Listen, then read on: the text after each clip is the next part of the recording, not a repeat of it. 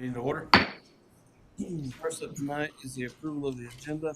We do have one small edit. We need to move District 4 Conservation Plan to after our appointments. Other than that, everything should remain the same. Is there a motion to approve the agenda with that amendment? So moved, Mr. Chair. And a second? All in favor? Aye. None opposed. Next, we got our minutes from our regular meeting in January 21st. If there are no needs for amendments to those minutes, I'll seek a motion for approval. So moved. And a second?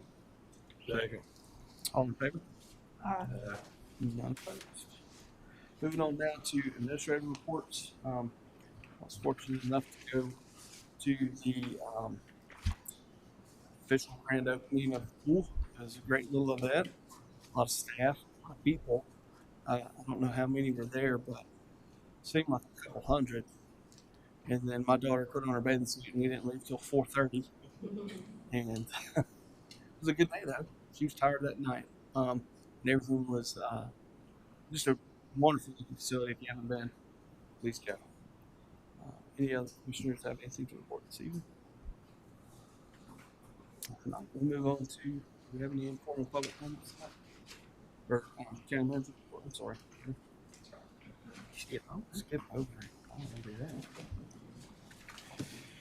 Just want to bring you up to speed. We do have at the Drexel location, we are in the demolition mode. So that is happening, about 20% complete there at the Center for Domestic Peace. And I'll have more updated information, but right now the steel has been put up and the roofing should be going on. So hopefully you'll be seeing a lot more progress in the next couple of months, especially if the weather holds out. At this point, that's all I've got. I will have an updated report outlining all the projects at the next meeting. Thanks, sir. Sir.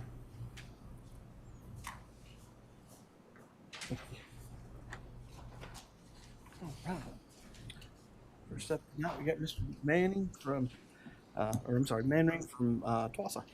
Good evening, Daniel. Good evening. Thank you all for having me. My name is Daniel Mandring. I'm the director of Tuckasegee Water and Sewer Authority.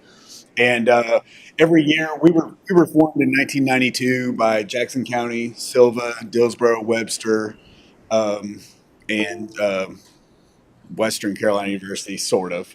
And we have an annual meeting according to those bylaws that has been amended to be the first Tuesday in March of every year. And we invite all the board members from all the forming entities to come to that event. So that'll be on March 4th at 4 in the afternoon. So we'll start with like a light social at 4. And I just gave Angie invitations for you all as well, so you'll have those.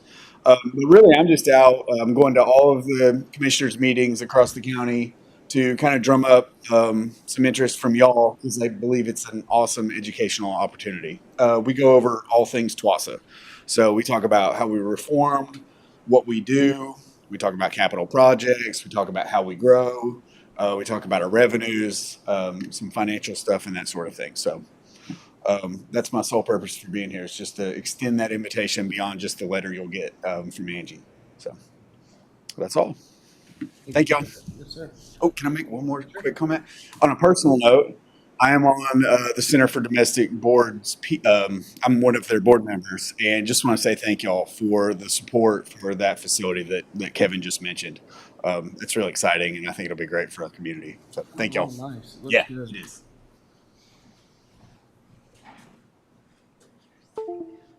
Moving on now.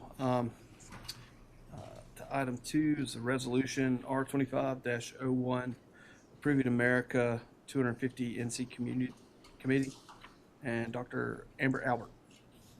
Yes. Good evening.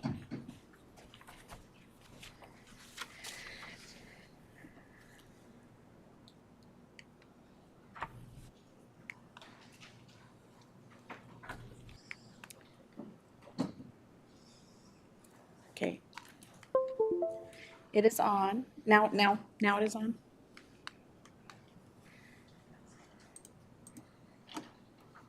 Oh, okay. I'll just scroll. Okay. Good evening. Thank you for having me.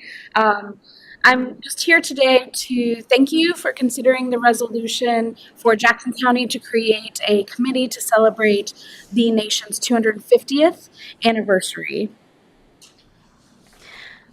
Our semi-quincentennial is designed to celebrate the ideals, the people, and the places that were shaped by the American Revolution 250 years ago. So, what does that mean today for us here in Jackson County? Well, at first, it may not look like much, right? We're not Edenton, where ladies passed a resolution in solidarity with the Boston Tea Party. We did not sustain mass casualties like battlefields near to us, Kings Mountain and Cowpens. Over 500 people died combined in those two battles. Here in Jackson County, there were skirmishes between the Tennessee over Mountain Men, the Cherokee, and some of the earliest Euro homesteaders here in the region. But the semi-quincentennial is not just about 1776. It's about the places that matter to us since then. So here, lower left, you see the Jackson County Courthouse under construction in 1913. Upper right, the Cullowhee Normal School, 1924. Lower right, postcard of Lake Glenville, 1948. Here, left, Rebecca Gibbs Ash in 1951. She was a recognized fabric dyer and weaver whose work is now in the Smithsonian. To the upper right, you see Frank Buchanan and Rosie Ensley at Silva's Mead Corporation. And lower right, unnamed students in the Colored Consolidated Central School before integration. So it's about the places and people that have mattered in Jackson County since 1776 and those that matter today. Look at those bright faces. But ultimately, it's about what life, liberty, and the pursuit of happiness means to us here in Jackson County. With this initiative and support from the North Carolina Department of Natural and Cultural Resources, Jackson County can create heritage programming through the lens of literacy and history, partnerships with the Arts Council, and promote these initiatives online via social media. So, thank you again for considering this resolution to remember our past, celebrate the present, and look forward to a promising future in Jackson County. Next, the next step would be to appoint a committee and get to work and start planning 2026. And I will be in touch with Ms. Fox in terms of securing funding for the county from the state for those initiatives. Thank you. Okay. So the resolution reads as such. A resolution of Jackson County, North Carolina, supporting America 250 NC Committee for the United States Semi-Quincentennial. Wow, I got that right. Whereas Roy Cooper, Governor of North Carolina, created America 250 NC to plan, encourage, develop, and coordinate the commemoration of the 250th anniversary of the United States and North Carolina's integral role in that event and the role of its people on the nation's past, present, and future. And whereas America 250 NC has a mission to engage all North Carolinians in all 100 counties through their many signatures and officially recognized programs, projects, and events over the commemoration by inspiring future leaders and celebrating North Carolina's contributions to the nation over the last 250 years. And whereas by adoption of the NC 250 NC's mission, Jackson County Committee is officially formed to achieve the goals of the America 250 NC. Now therefore be it resolved that the County of Jackson hereby endorses America 250 NC and its mission, and resolved the County of Jackson officially establishes an America 250 NC Committee made up of a diverse group of citizens to work with America 250 NC on any and all activities. The participants of the Jackson County Committee will be strictly voluntary roles, and there will be no compensation for participation. It is further resolved that a copy of this resolution be sent to the Jackson County Legislative Delegation and the America 250 NC Committee. So, is there a motion to approve this resolution? Make a motion, to approve it. Is there a second? Second. Okay. Is there any need for discussion on this topic? So this is not costing anything? No.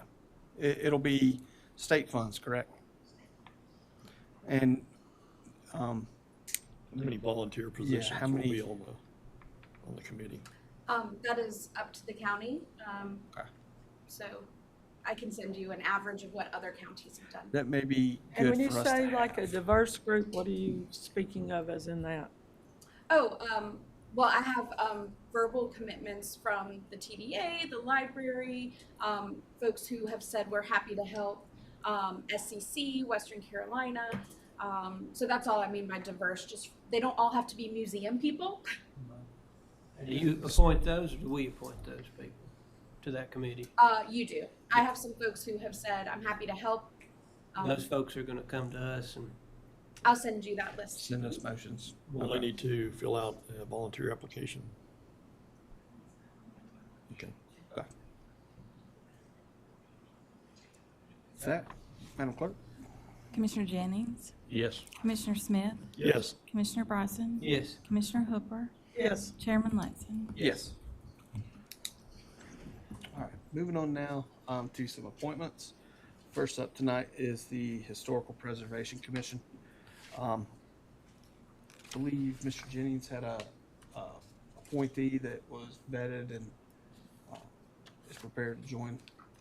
Travis Maletti, he's Mountain Works Design, you know Yeah, Travis. Travis, real good. I can't think of anybody better for historical.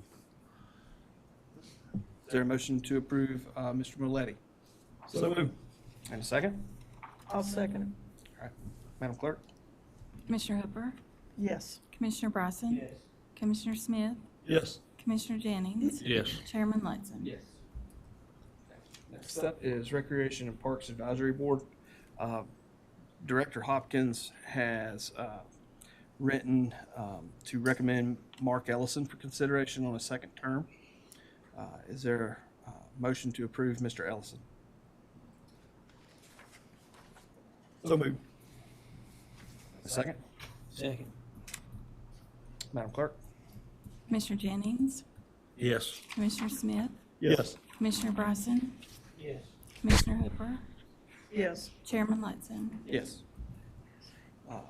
Next up, we have Southwest Child Development Commission Area Board of Directors. I'm not seeing. We have a vacant spot. Do we have an applicant?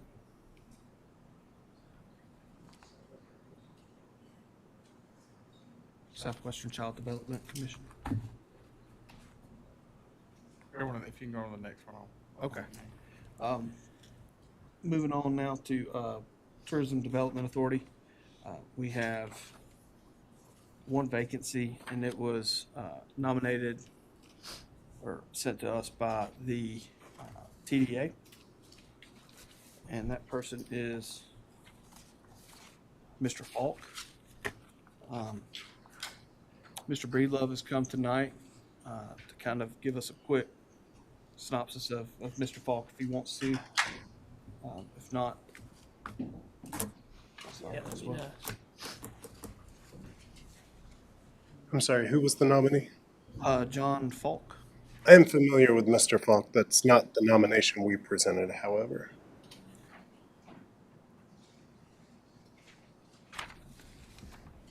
Who did you? We presented two names, Dale Collins from Tuckasegee Fly Shop and Kathy Busick from the Appalachian Women's Museum Board. I have Mr. Busick, but I don't have Mr.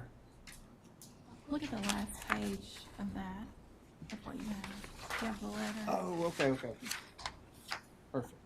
Ms. Busick and Dale Collins. Okay. Yes, sir. And Dale has previously served a term on our board and sat out the requisite year. And Ms. Busick is with the Appalachian Women's Museum in Dillsboro.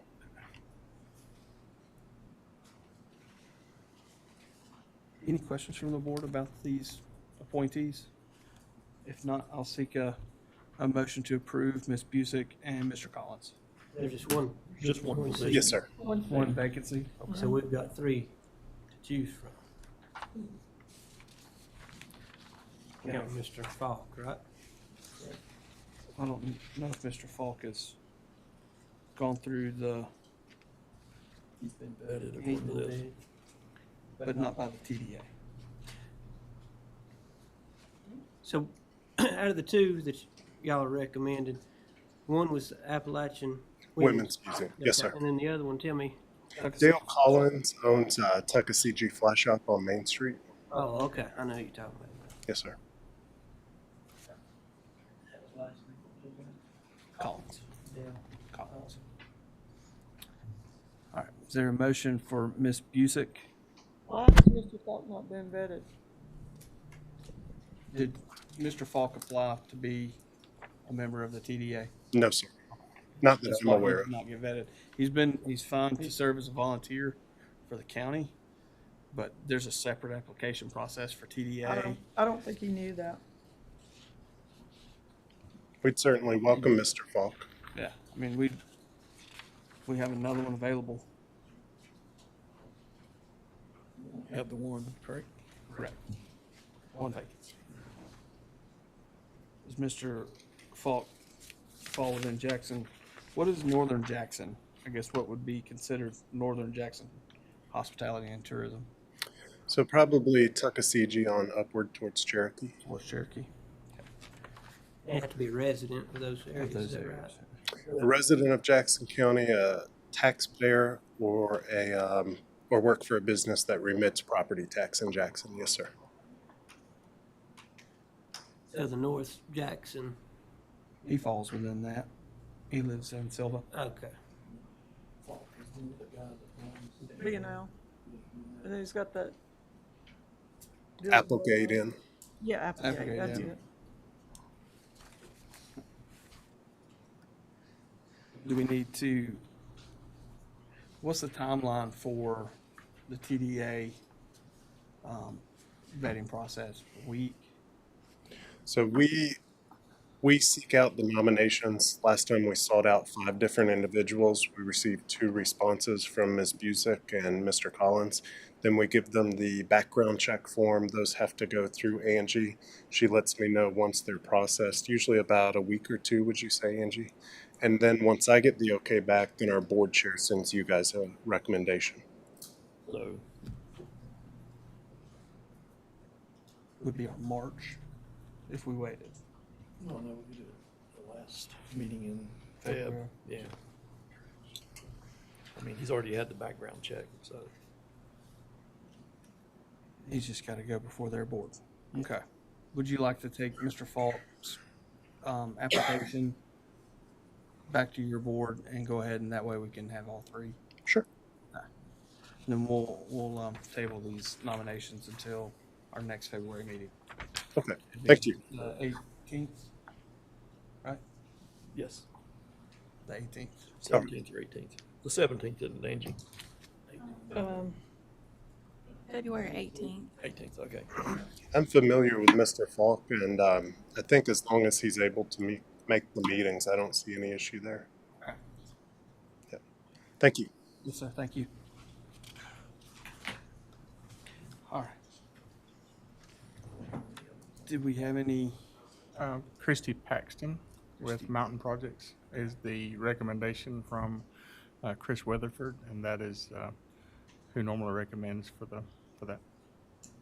All right. So for the Southwestern Child Development Commission Area Board of Directors, we have Christy Paxton. Is there a motion to approve Ms. Is Paxton? she still with Mountain Projects? That is the email that I last got, yes. She is, yeah. Okay. There were several Christies there, so I want to make sure.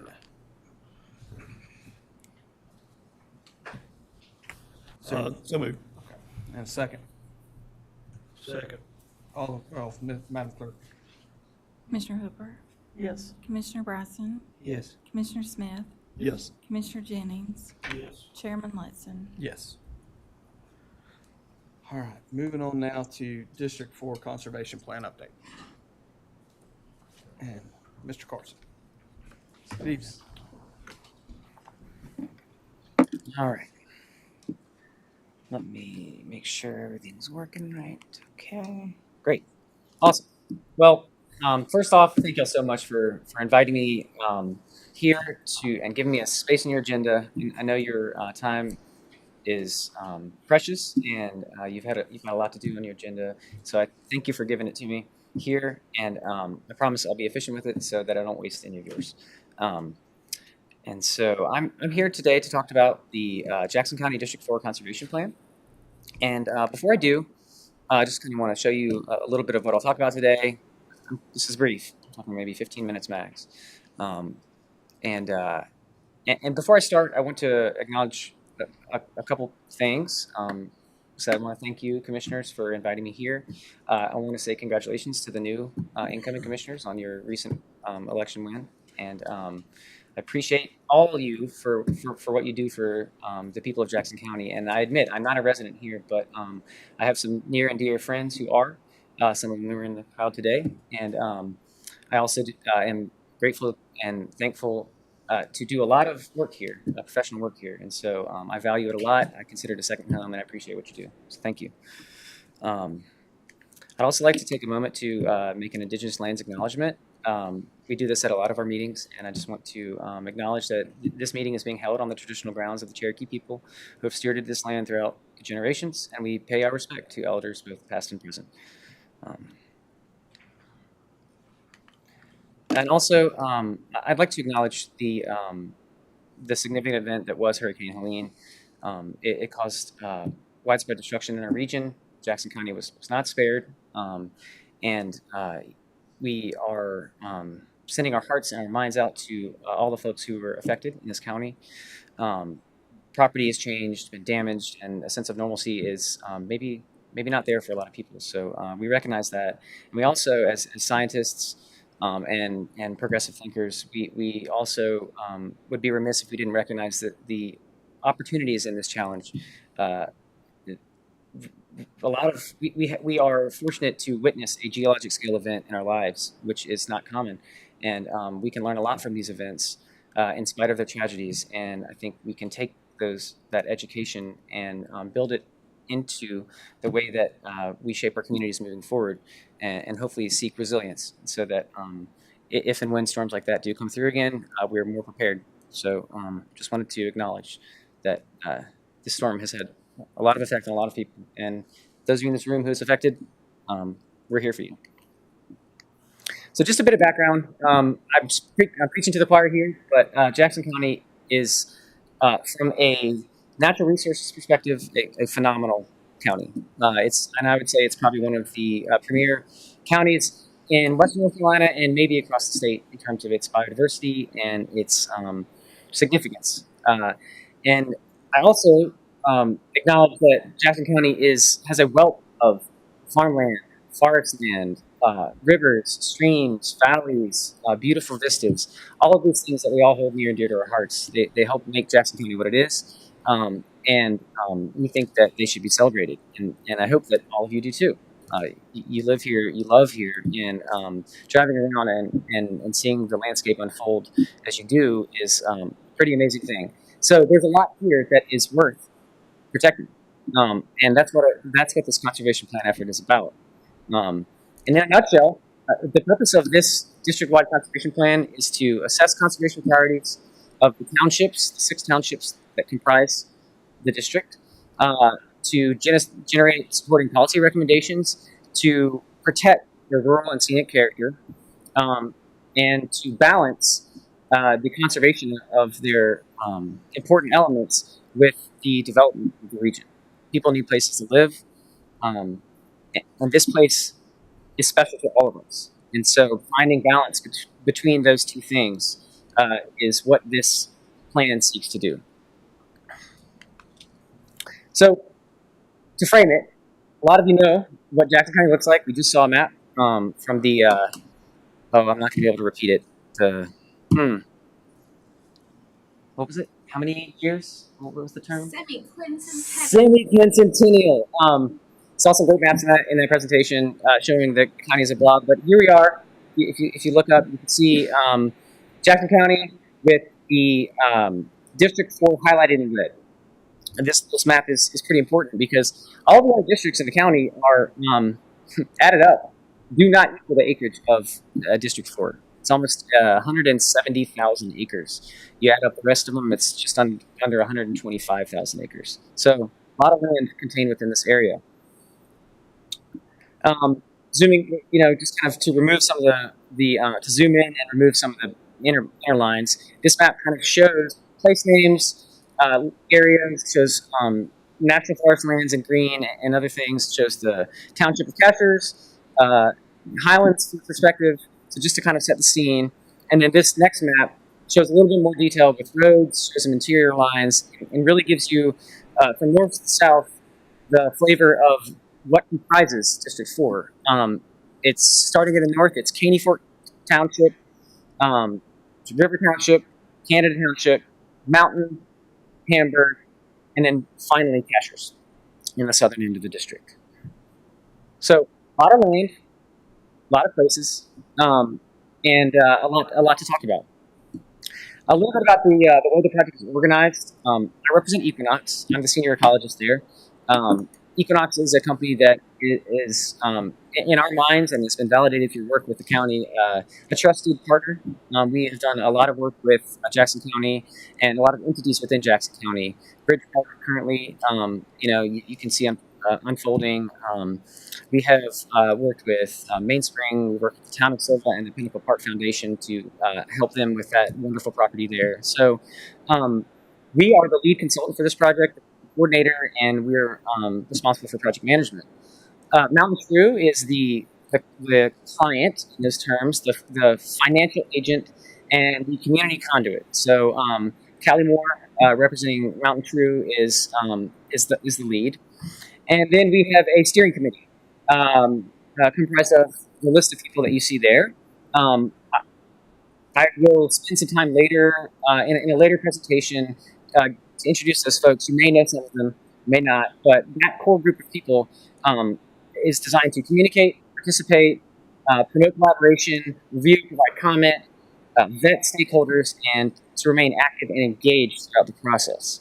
That steering committee really helps drive things. We actually have one of our steering committee members here tonight, Lisa Kelly. Newly Lisa Kelly. Formerly Lisa McBride. A little bit about funding. I think this is an important point. Thank you. The total project budget is $167,500. You, the county commissioners, in May of 24 voted to allocate nearly half of that project budget to match funds from the county CDA, from the Community Foundation in Western North Carolina, to help fill the gaps, and then the remaining money was raised through donor fundraising. And as you can see some of the sources of that funding here up on the screen, a lot of people came together to help make this project happen. And so we're thankful for that. And, we want to provide these presentations routinely throughout the process to continue to show you how much your investment means to this county and that it's a worthy investment. The steering committee, we led them through a vision and goal setting process, and that text is kind of small, so I don't really read it out, but I will take a moment to read it for everyone in the audience who can't read that. The steering committee has developed this vision. The conservation plan is an authoritative blueprint to make responsible land use decisions that conserve and enhance the biodiverse mountainous landscape, forests, streams, rivers, farms, wetlands, and wildlife, in the face of ever-increasing development pressure and climate challenges. Implementing the strategies and best practices in this plan allows for a balance between development and land conservation that sustains our unique ecology, rural character, and heritage for generations to come. So this statement was forward-thinking. This is what the plan will be in the eyes of the steering committee from the beginning of the process. And so it's our job to help guide the steering committee and the ensuing pieces of the process towards this ultimate goal, this ultimate vision. And we've set some goals to do so.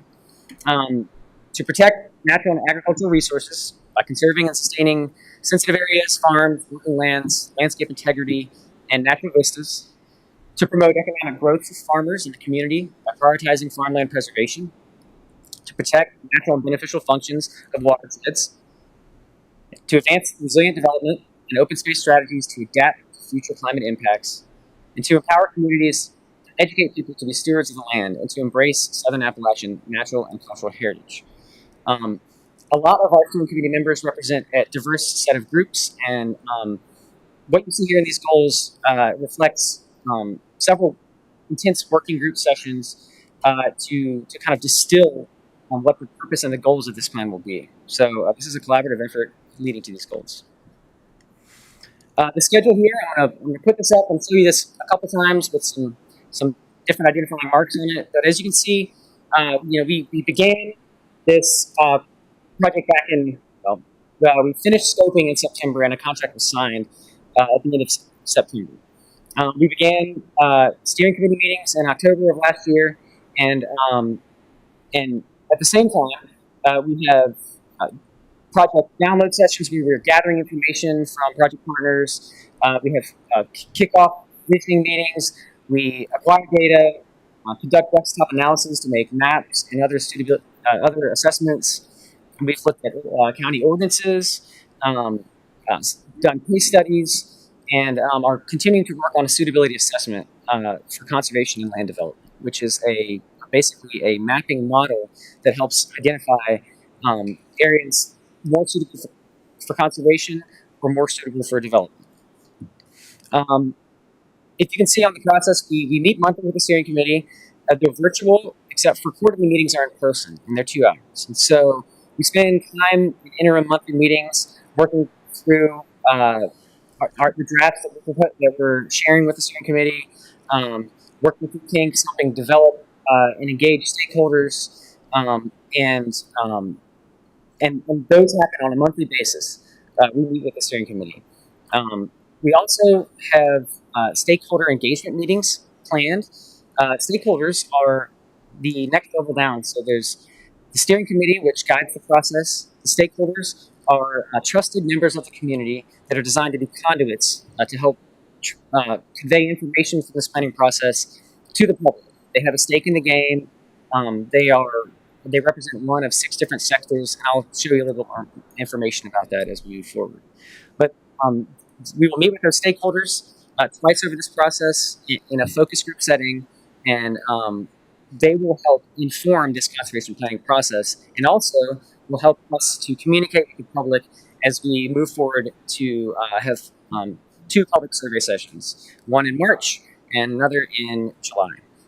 So from there, we will continue to meet with stakeholders throughout the process, but towards the end, we will be distilling this information into recommendations and then developing the final conservation plan document, which will be submitted for review. So again, it's a little more visual effort of the timeline.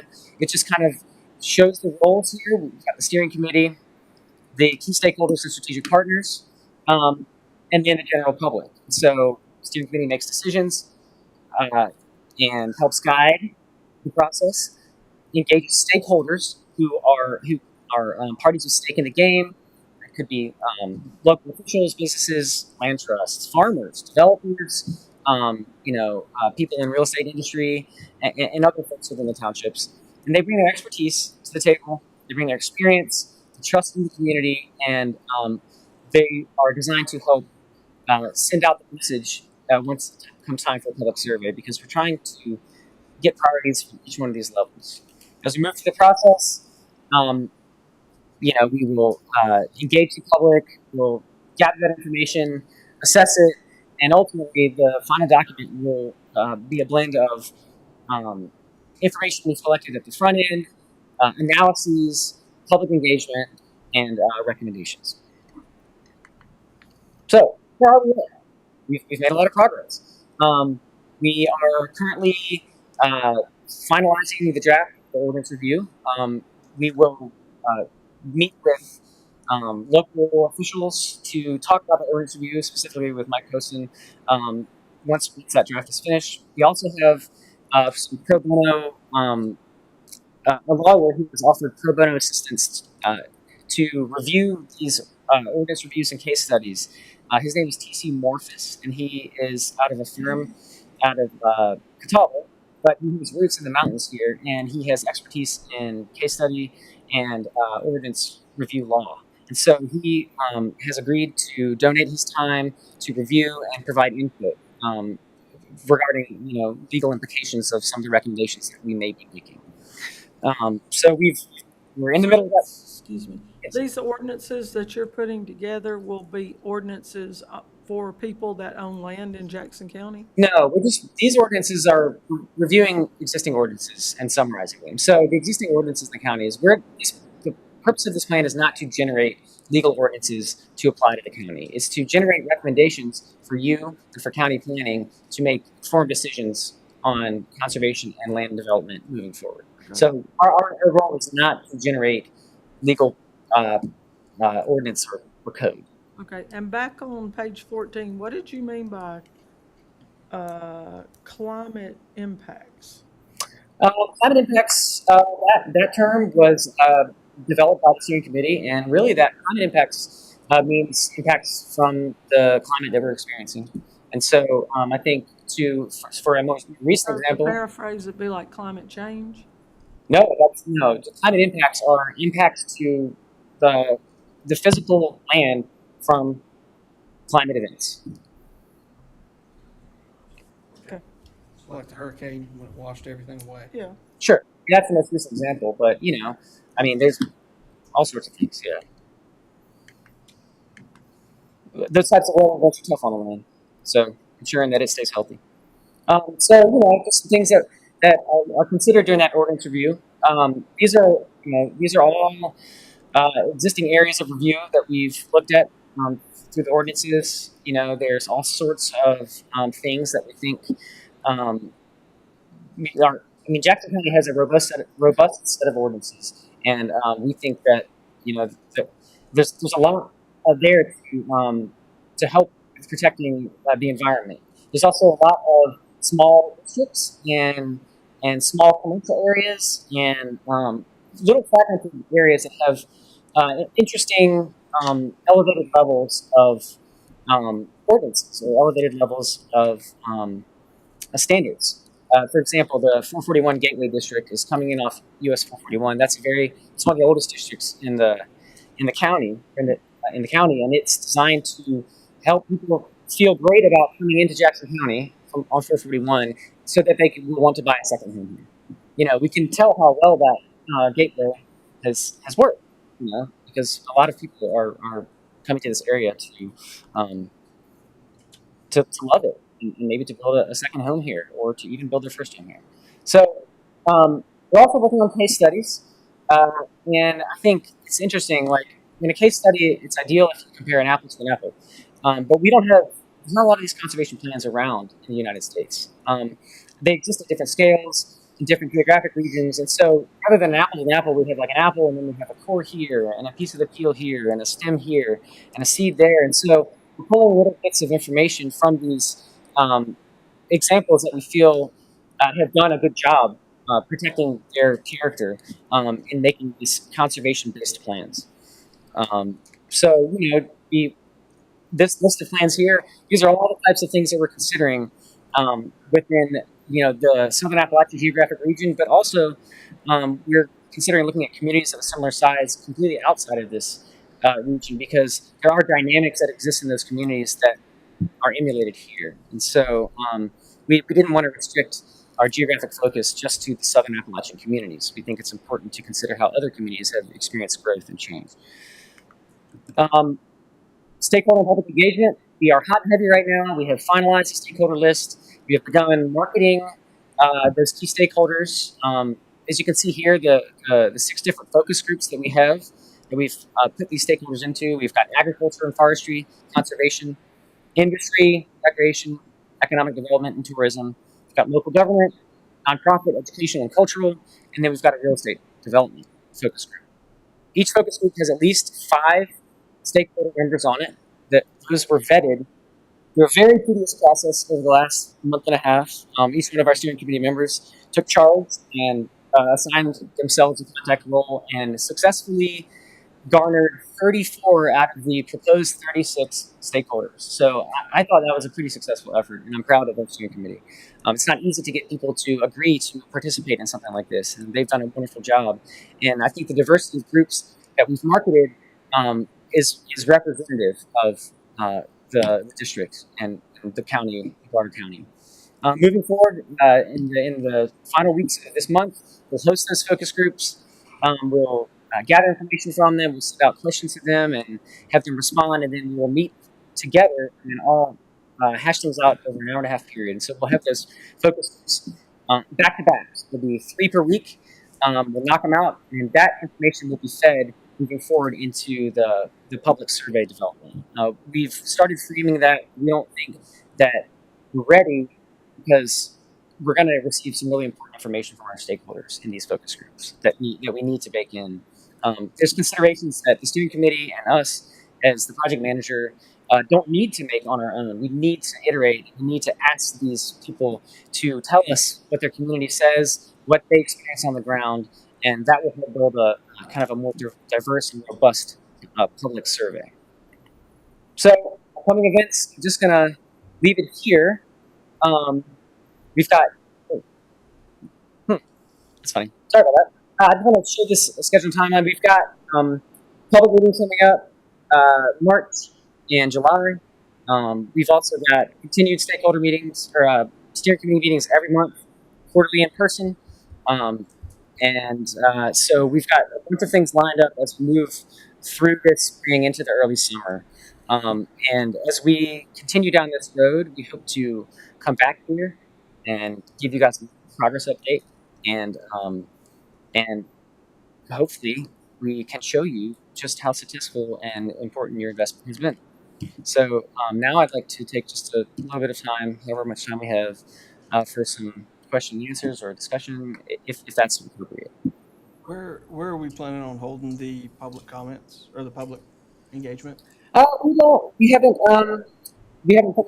figured that out yet. I think it's one of the questions we've asked our stakeholders. I think their opinion on where geographically is most accessible and makes sense. We're considering a lot of options. We know that it's a big district. It's 170,000 acres. And in order for this to be a plan that people feel like they can buy into, we need to meet them where they are. And so it needs to be intentional. And so we'll be relying on our stakeholders in those focus groups to help identify where the best place for those public meetings will be. And I think if commissioners have ideas for that, we would love to hear that, because we want robust public participation. A plan like this doesn't go anywhere without it. And we want people to understand and fall in love with this process, because ultimately it's going to help serve the character of this community that we all appreciate and love. And so, how many people would you expect at that event? At that public event? That's a great question. I think we would try to. I think we would look for a place that could hold a capacity of maybe 100 people at a time, but maybe expecting between 75 and 200 people to pass through throughout the time period. And the public meetings are, again, as we work through the structure, we need to ask some questions from our stakeholders, but we have a lot of experience setting them up, and depending on how many people we are expecting to come, there's a way that you can set them up to generate the best information. And oftentimes it's kind of to work people through. They visit different stations, learn about the project, and ultimately we have the station at the end to capture all of their input. So, there's a science to that. I myself am an ecologist, a project manager here, but we have a team of designers and planners who work regularly developing these meetings. So I would lean on their expertise to set them up. Do y'all have any other questions? No? Well, thank you so much for your time. Again, we hope to come back here and present about this in the future. And yeah. Thank you. Any questions from the press tonight? If not, I'll seek a motion for adjournment. So moved. A second? Second. All in favor? Aye. None opposed? We are adjourned. Quick, 5 minutes.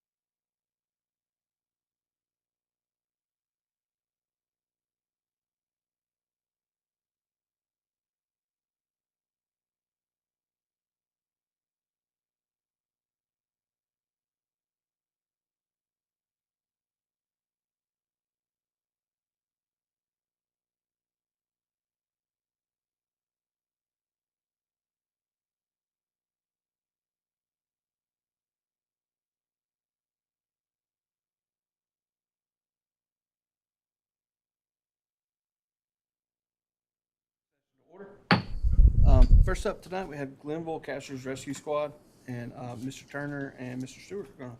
And there's two stewards, yeah, so. Mr. Turner is going to do all talking. They just answered the tough question, so. Thanks for having us and hosting us tonight. I've given, I think, everyone a copy, just the hard copy here. I think I know most of you or met most of you, but my name is Nat Turner. I am deeply honored to serve as board chair of the Glenville Cashers Rescue Squad. I've been an EMT now for, 20 plus years, a CPR instructor for 45 years. So you can kind of date me. I got to just start off by saying this is actually one of the most humbling jobs and roles as a volunteer I've ever had. Working with such a great group organization as the Glenville Cashers Rescue Squad, there's not a day I don't wake up and just think, wow, what a great place we live and what a great service this group is doing for the community. Over the last 2 or 3 years, with the new station, we've embarked on a major community outreach, tours, presentations, some 90 HOAs that we've been approached. I think it's 86 or something HOAs in our area, clubs, communities, and there's not a time that we present that someone doesn't come up and say, "Gosh, I can't thank you." You may recall 2 weeks ago or 2 years ago, my mom had a stroke, and you guys, and it literally brings a tear to my eye just thinking of that. So it's a great honor to be here tonight and kind of give a quick overview of a budget request that we have. I want to introduce, y'all know that Jeremy Stewart is our director of EMS, handles all the EMS side of the business, and Jeff Stewart is the chief of the squad that handles the volunteer group, first responders, vehicle extrication and such. So again, it's not to be redundant, but it's an honor to represent the 18 full-time employees and some 12 to 15 part-time and 35 EMTs that whether it's lean or these or just all the calls that come out. So really here tonight, two things or one thing. One is a budget request based on the new building and just some variances that we've had since we were here last multi-years ago on P&L statements and just looking at the cost to operate. The other thing that I want to take a little sidebar and show you is some data that we've seen from the group Vision Cashers. I think they've presented to you, and you know Vision Cashers. But as y'all know, there's a phenomenal economic boom going on in the county and especially in the Glenville Cashers area. Vision Cashers is estimated there's at least $1.5 billion of forthcoming development houses that are right now not especially on the tax rolls, but would be coming. And in addition to that, some 50% anecdotal or increases in property values that's occurred since the last redeterminations. I'm not trying to get my property taxes raised, but I think we can see what's coming. The reason I want to bring that up is we've been told by the realty groups and a lot of the visitors that the Glenville Cashers Rescue Squad is actually playing a role in the economic development and that growth that we're seeing that's coming to that area that obviously from a tax basis will benefit this whole county. So selfishly, I'm just trying to outline what a great investment it is to which you've done support the Glenville Cashers Rescue Squad. So I'm going to now hit this. I'm going to start with this slide and I'm going to end with this slide. So we won't spend a lot of time here, but these are the 4 budget requests. Get right down to the numbers. The normal 3% type number that I anticipate would come in. We're right at a $1.56 million operating budget, not counting the interest payments that go to the mortgage. So that would be a $45,000 type increase. I'll show you a few numbers about the gap-based accounting P&L balance deficit we've been running. That this is the number that would come partially to bridge it, and the rest would come from donations. And then additional expenses with the phenomenal new station that we've opened up. And then just part of the ongoing, we have another county ambulance that would be rolling over 552, and unfortunately the costs are strong, but it's 350 to 380. We're about a year out, so a commitment this year would then make delivery of that in 2026. And then we'll get to that, an additional rescue squad employee. So I'm going to take a quick second and go take a side trip here and just show you something from the Vision Cashers group. This is a leadership group in Cashers. And as I mentioned, some of the work they've done is showing almost a 50% increase in property values. And then more important, or equally important, is the future development. And the sum total of these is some $3 to $4 billion. And I think you can get a lead into where the rescue squad plays in this. Is the average age of the buyer is a second home person, and it's a 60, often a 70-year-old. And you can imagine the questions they ask before they make their investment. I'm going to spend very little time here, but y'all know this is a 80 home development, $2 or $3, $4 million deal. East Village, you're well aware of that one. Okay, I'm not getting the next one. Can you push? Okay, well, I think we froze that back there. The next one was, I think you got it in your hard copy, but it's a copy of the High Hampton area. While I wait on that to come up and move to the next one. There it is. There's some 200 new lots that have been developed. The average home prices recently almost hit $7 million. So you can multiply 5 or 6 or 7 by 200, and you're going to get north of $1.5 billion that's forthcoming. The next slide is a lot of numbers, assuming I can get there. Can you just override that? And it's froze? Okay. The only line I really want to look at is the yellow line, but I want to just introduce this as a slide. This is right off a study Vision Cashers did working with the developers and the real estate groups. And we've only taken, we haven't done Glen Cove, Highlands Falls, we've got High Hampton, Silver Run, Cashers Lake, just on and on. You can see kind of the average home prices, $6 million down to $2 million.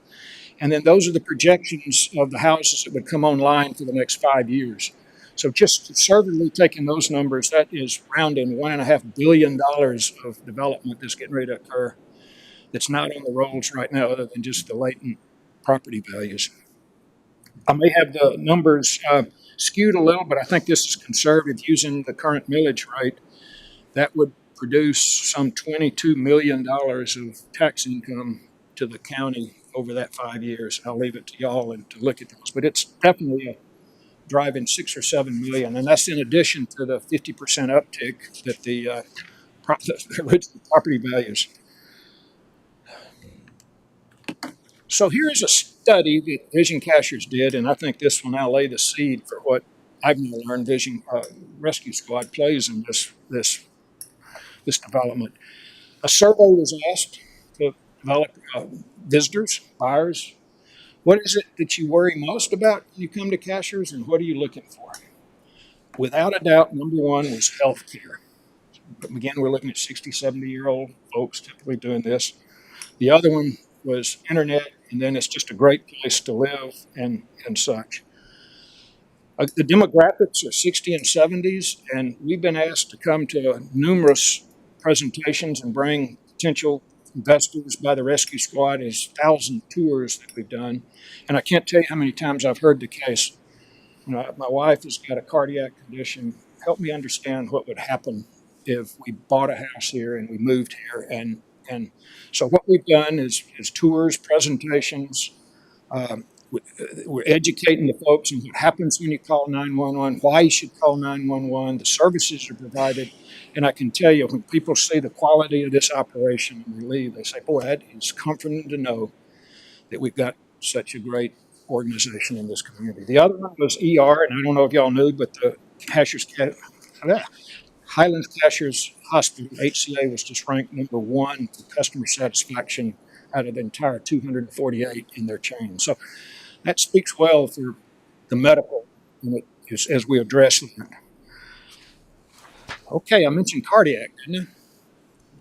One of the things we're doing at the new station is we have embarked on a major program with Vision Cashers to help buy and sell. You've seen the AEDs that are absolutely critical to life support during a cardiac. We anticipate, I think it's going to be in the folks that come through these classes taking AED CPR classes, and this goes a long way. As I mentioned, with Vision Cashiers, we've been buying AEDs, we've been selling AEDs. We actually have a deal that Vision Cashiers has come up with to get Philips. It was a Philips, you've seen those Philips Heart Start, 50 cents on the dollar, half price. And so far they have sold, and we've either through grants to folks or purchases, 400 and something AEDs have been sold within riding around in cars in our, actually one of our first responders not too long ago, one of the AEDs was deployed, fellow walked out 4 days later. This is a letter we just got back, Vision Cashiers just got from Philips, and I've circled in yellow what I think is relevant, and this goes a long way of someone. Cashiers is on track to become one of the largest AED-covered communities in our country. This is a groundbreaking accomplishment that will undoubtedly set new standards for what a heart-safe community can achieve. So humbly, this is showing the impact that solid stewardship can bring. So again, it's not without some interest to just show not only for the fundraising or the money that we need to bridge to carry on the operations we have, but to just show that a continued investment in the rescue squad yields benefits for this entire county.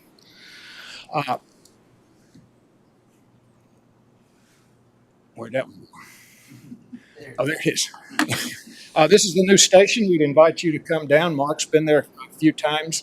You'll notice bay number 3 is empty. I took that slide a week ago, but last week our new $400,000 donor paid for crash cart showed up along with our other ambulance that is there. So this is a fully operational base. I may have the traffic counts wrong, but they tell me it's some 15,000 cars a day during the week in the summer. And this is the location of our training center. Okay, just a couple of more slides, and here we go. This is our request that kind of backs into that first number you saw, and I'll show it in 2 more slides. But this is off our audited statements, and what we're doing is basically looking at just the county support. And so this does not show donor revenue, but I'll show donor on the next. And then those are our gap-based expenses. So 23 audited, $200,000 deficit. Our unaudited statements, and we get ready to go into the audit, would show about a 340 deficit.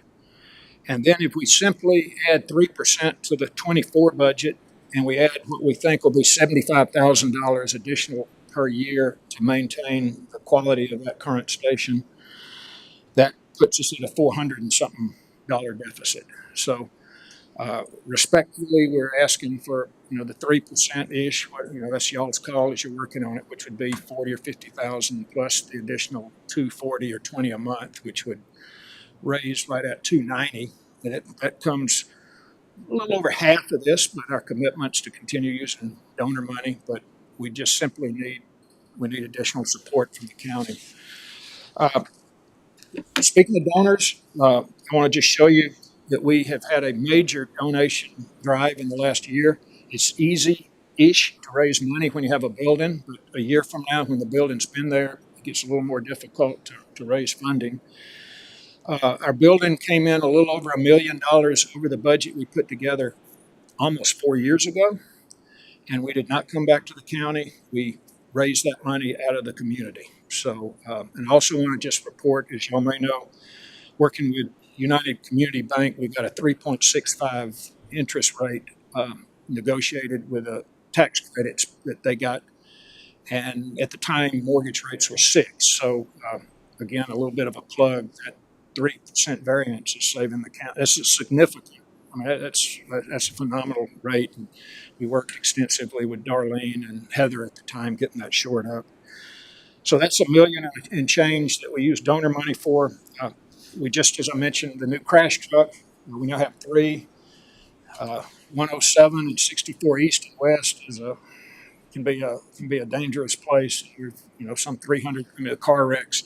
So that's a $400,000 purchase that we did out of donor funds. No county asked. Just acquired an ambulance. on our side of the business. That was 300 and something thousand.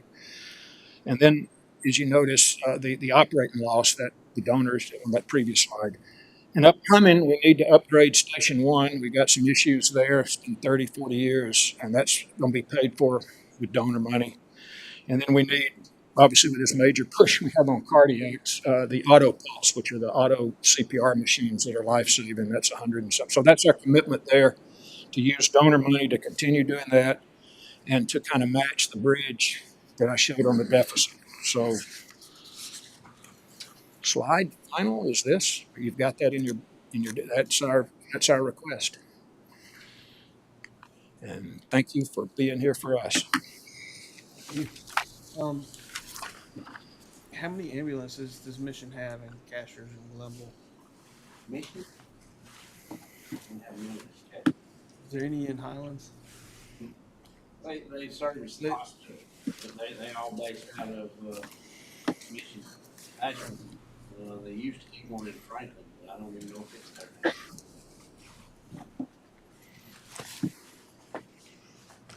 Thank y'all for what you do. Thank you. Thank you, Dan. Thank you. Moving on now to Mr. Stevens and Soil and Water Department report. Hour and a half.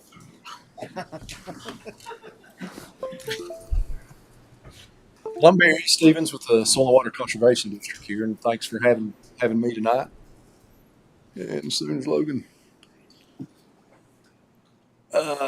What I decided to do is, we used to have that those outreach meetings, the Citizens Academy thing. So I'm just using that. It's going to give you a little history of soil and water and kind of a little background there. And I'm going to go through this pretty quick because this is kind of so just stop and ask questions anytime you need to.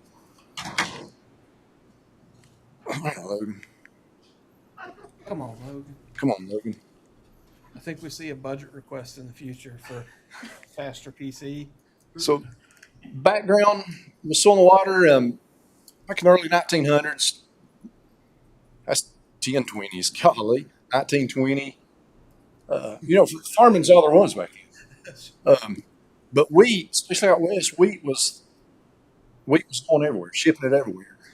So basically, before any conservation practice were invented or anything, so basically all the native grassland there was pretty much exposed, tilted up to plant wheat. And then, history lesson, Todd, in the 30s, you'll see the Dust Bowl. So what this did was open some eyes, I guess just like Helene opened some eyes in some of the counties here.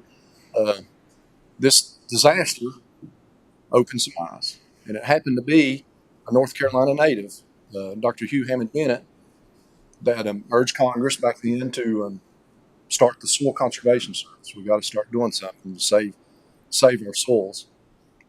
Just want to show that bottom picture down there. You see, just in 1935 alone, 850 million tons of topsoil was blown away during that severe drought back then. Even on the East Coast, they experienced some of that blowing this way. So Dr. Hugh Hammond Bennett started the Soil Conservation Service in 1935. And then he brought that to North Carolina, creating the Soil and Water Conservation District. It's a better way to get federal funding, working with local guys to get the federal funding going. So 1937, Brown Creek was the first Soil and Water Conservation District ever. It happened to be here in North Carolina in Anson County. So district, I'm not going to read all this. I'm just going to, y'all can, bathroom breaks or whatever. But, just some key points, it's we are organized as governmental subdivisions. Work closely with county, state, federal partnerships, a lot of partnerships in this. Purpose and function, just some other key points: deliver state programs, assist communities with natural resource concerns, natural disasters. Just getting ready to start that now. The process of doing that now with Helene. The Farm Bill, USDA Farm Bill goes through the office. Another background, Board of Supervisors. Each district's governed by a 5-member board. 3 of those elected, 2 appointed. Okay, the board's role is just to oversee the office, is make sure that conservation practices are going where they need to be, and just oversee my work, I guess. I'll get into our programs that Soil and Water has. We have our number one's the North Carolina Agriculture Program. It's state funded, and it's just it's water quality. There has to be a water quality issue, and the state basically will reimburse the landowner up to 75% to fence the cattle out of the creek, watering tanks, wells, whatever they need to improve that water quality issue that's on their farm. And some best management practices, that's just some examples. It's popular here. You know, are we a farming community? Yeah, we are. You know, but further east you go, the bigger it gets. Some fencing, watering tanks, stream crossing. There you'll see a picture of actually fencing them out of the creek there. So if you fence them out of the creek, we've got to provide other water sources. So there's a watering tank. Conservation cover, we have a lot of Christmas trees in the area. So you'll see a kind of before and after, a lot of soil exposed to the left side. And conservation cover, that's another one of our practices. Stream restoration. In the stream restoration, you're talking big money. But we have done some big projects, and this was a grant funded one. There's some before and after pictures there of this one. Feedway structure, wintertime have feed cattle. Most of the time it's down by the creek because, you know, it's just the way our landscape allows. It's where the flat land is. But another BMP that we've used in the past. We do have a small program, the CCAP, Community Conservation Assistance Program, that's non-ag related. And what I've done here, worked with Tim Muth with the Green Energy Park. This is when the greenhouses were there. We captured every bit of the water, put them in those cisterns, and he reused that water in the greenhouses and at the Green Energy Park itself. It was a pretty good project. And the other worked with Rusty Ellis, pet waste structures, where in the parks, you know, that waste eventually ends up in the creek. You know. All right, the Farm Bill. I tried to get. We do house a USDA employee in the office, and she was unable to come tonight. So I'm just going to fly through. Federal programs pretty much like states, just federal instead of state. Maybe a couple more pages of paperwork to do. Theirs is a little different. Where mine's water quality, there has to be a water quality issue. Theirs is a resource concern. So if I keep funding them, she probably can. And some resource concerns on the farm, and forestry practices. So you know that's there for y'all. You know, interested, take a look at a lot of that. Some of their cropland, pasture land. We see that. The seasonal high tunnel has been pretty big in the past few years. A lot of landowners taking advantage of the seasonal high tunnel. Extends their growing, you know, a couple months before and a couple months after growing season. And it's federally funded. What is a seasonal high tunnel? It's pretty much a greenhouse. The sides roll up. It's not necessarily, yeah. I just didn't know the terminology. Yeah. Got our golden winged warbler. Yeah, you're getting way past me on that one. It's an endangered bird. It's up in higher elevations.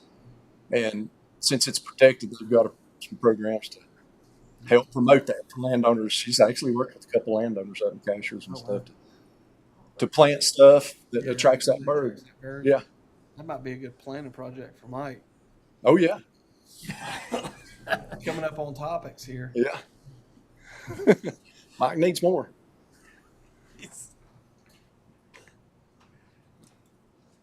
Other USDA Farm Bill programs, I guess the one we're fixing to tap into, hopefully, is some debris removal and hopefully some bank stabilization after Helene will be that EWP, Emergency Watershed Protection Program.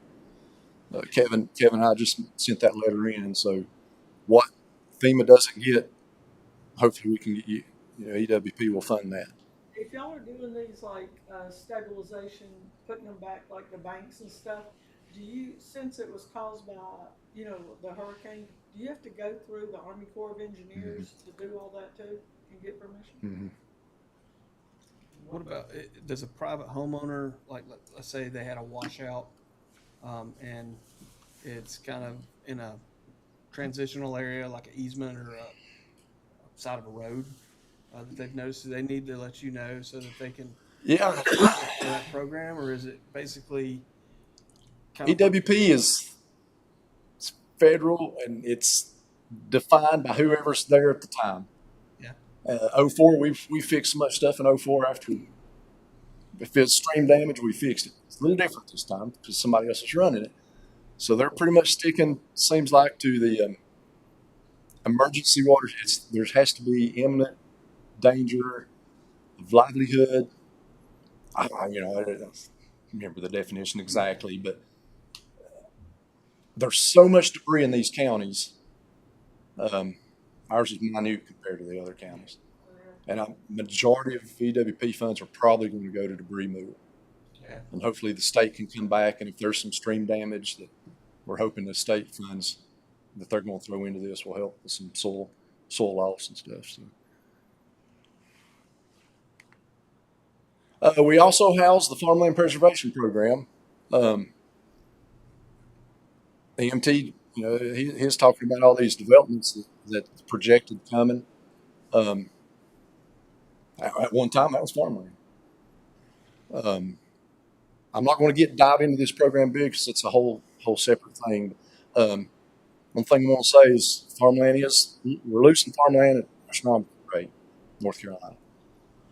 It's unbelievable numbers, and I wish Rob was here because he can tell you them. Yeah. We're probably, don't quote me, but we're in the top 5 of the states it's losing the most right now. And that's getting worse. So there's actually, in the last couple of years, farmland preservation is really getting big. And they're starting to throw a lot of money into this. And you're talking permanent conservation easements. Let's talk about that. But here's the purpose of it. This little ordinance we have here in the counties, it's more of an agreement. It's not an easement. You're signing an agreement. And come out of it any time, but at least it's a step in the door of at least that landowner, that farmer is like, I'm concerned about this. I'm at least going to put my farm in this for 10 years. And there's a few little benefits for it, some nuisance lawsuits, cattle, farming's 24/7, cattle get out. So there are a few little benefits for this, but. Programs, this is 23-24. We're still working on 24-25. So, we brought in 23-24, $278,075. That's for best management practice, resource concerns. That's federal and state. About 18 participants. And we have a little over 1,000 acres enrolled in farmland preservation, that program. So, education, Jane Fitzgerald wasn't able to come tonight either. So. I hate to keep that real quick on the farmland preservation. Is it like if you come to you to help with like a well or a stream situation, is that what you're considering that you've helped that you call farmland preservation? No, this is a whole separate ordinance, the Farmland Preservation Program. Okay, gotcha. You could put your farm in it and not, Yeah. deal with. That's another benefit though. If you did, if you needed to do some fencing out of the creek, any of my programs, it ups at 75 to 90. So that's another benefit. Yeah. And a lot of these have done that for that. If they need a well and fencing, and they get that 90% instead of 75 total cost. And Logan, you did it again, buddy.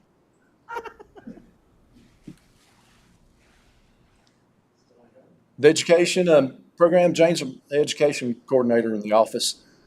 And she does really good getting out to libraries, schools. There's a lot of educational opportunities in the office. And Logan gets me going here. It's wanting to.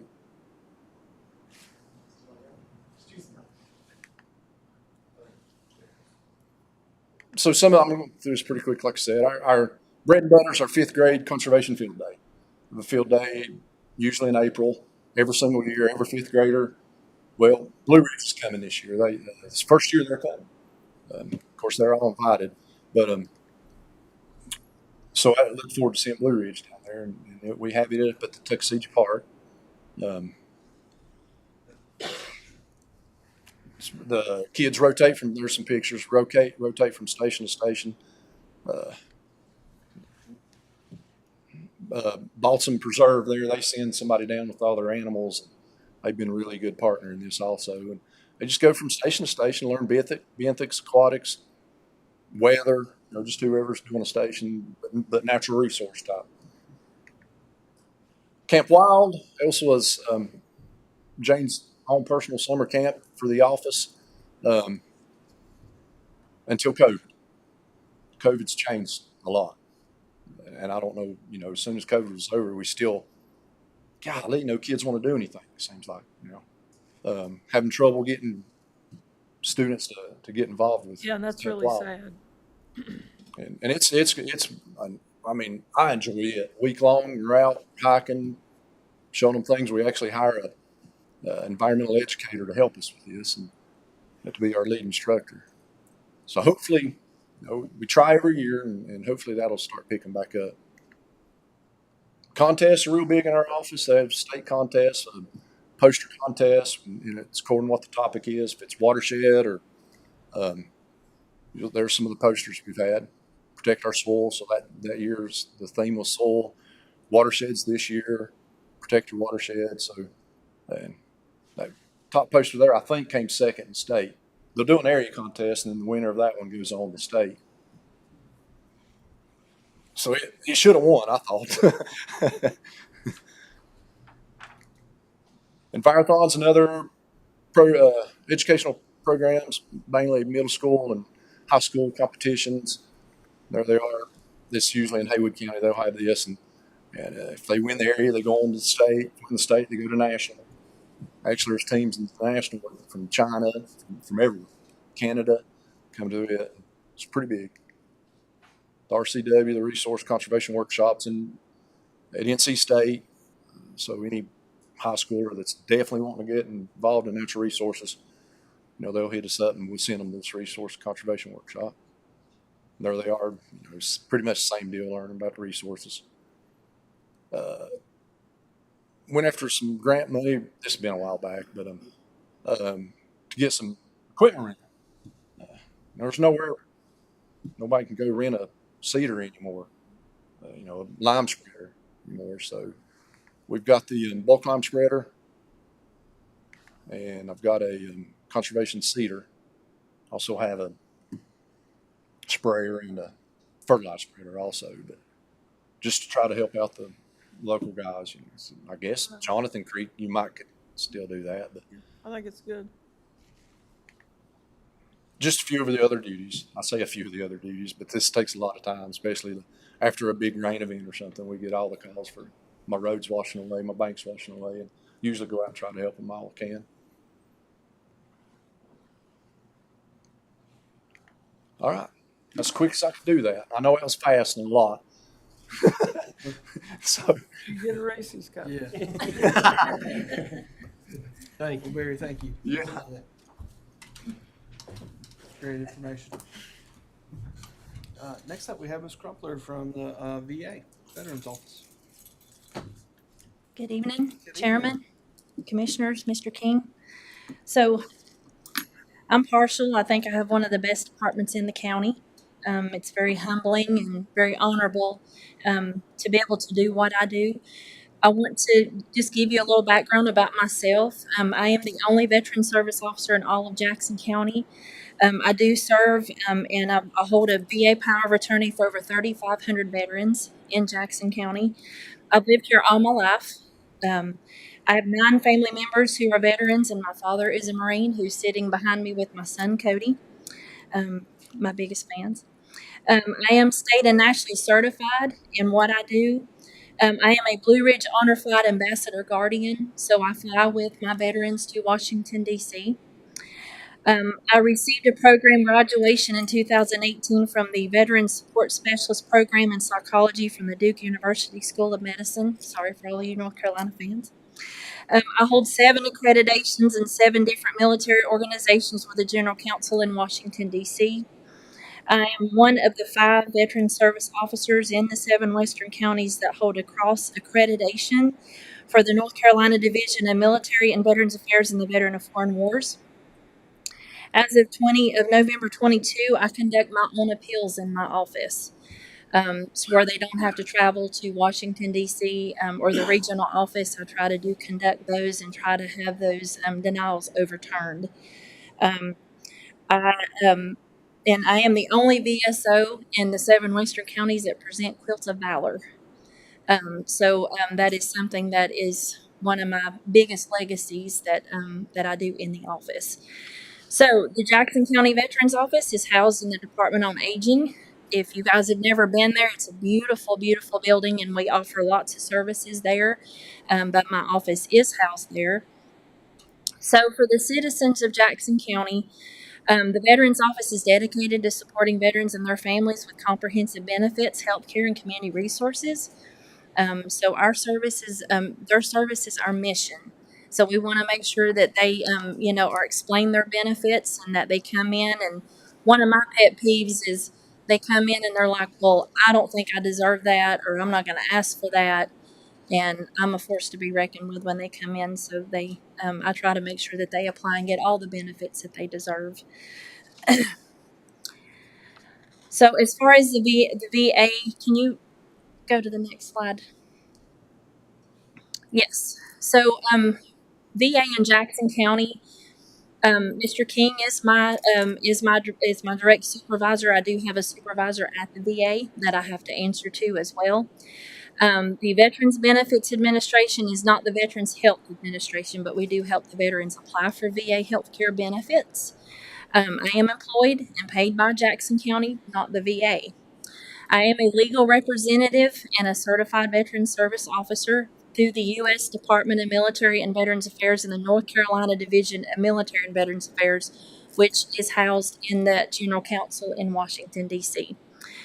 As far as my training, I have to have 2-week-long conferences a year, quarterly state regional trainings, monthly VSO meetings, and online courses regulated and issued by the U.S. Department of Military and Veterans Affairs to obtain and hold my certifications. If I do not go to these trainings and I do not have a specific amount of credit hours by the end of December, I lose my accreditation. We have to have legal training, so I have to know the VA law book from the front and the back. I have to know the disabilities, the laws, the regulations, and all the presumptive illnesses and things that we file for. And then the veterans can also utilize the veteran service officer as a go-between. So if they have a discrepancy with an appointment or a doctor or whatever, they don't like me calling because I am a legal representative for the VA, and that does down their credits and things at the VA hospital.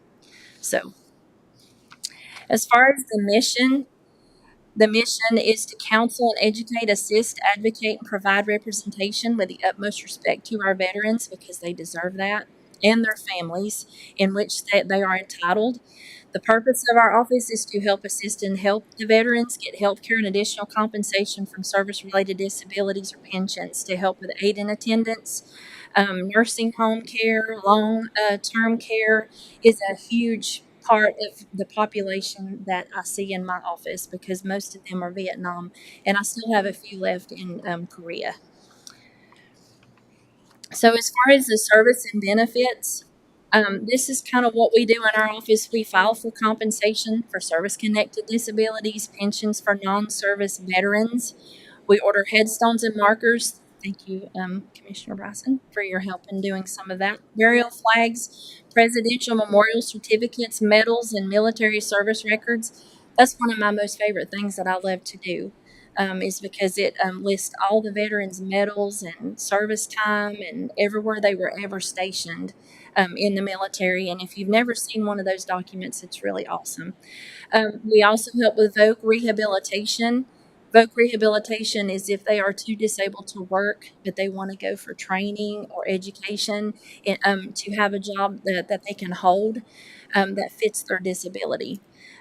We do help with VA home loans and housebound status, nursing home, and aid in attendance. So aid in attendance is an additional benefit on a pension for a veteran who is placed in an assisted living or nursing home. And so the VA gives them additional money to help pay for their nursing home care. So they do provide dental care, special housing, and automobile adaptation. I just filled out an automobile adaptation application the other day for a double amputee. They can drive a vehicle and they can make it adaptable to that veteran so that he is able to have transportation and drive himself. We do fiduciary and guardianship protection programs. That's where I get DSS involved because I do have to, I am legally bound to report a veteran if they are being exploited and their funds are being misused. So I do work closely with Jackson County DSS in order to file an adult protective service order in order to protect my veterans who are exploited. Mental health care is enormous. So as far as the mental health care, there's free services to all veterans. Even if they don't have enough time to become hospital enrolled, they still get free mental health care through the VA hospital. It costs that veteran nothing. We do license plates, property tax exclusions, hunting and fishing license, and you can also get Veteran in Blue on the front and the back of your driver's license. They started doing that in 2015. So a lot of veterans won't qualify for an ID card. They come in and want an ID card, and they either have to be retired military or they have to be hospital enrolled. So that is also a third way if they don't qualify for hospital enrollment, or if they're not a retiree, they can get a Veteran in Blue on the front and the back of their North Carolina driver's license. So that's a perk. So there is a foundation that I have used twice for terminally ill veterans. It's called Our Wish for Our Heroes Foundation. And so if they have 6 months or less life expectancy, I'm able to grant them with their last wish.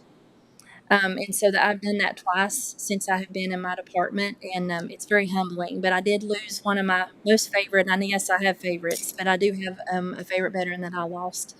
But he was able to take his family and his children and wife to the beach and spend time with them before he passed.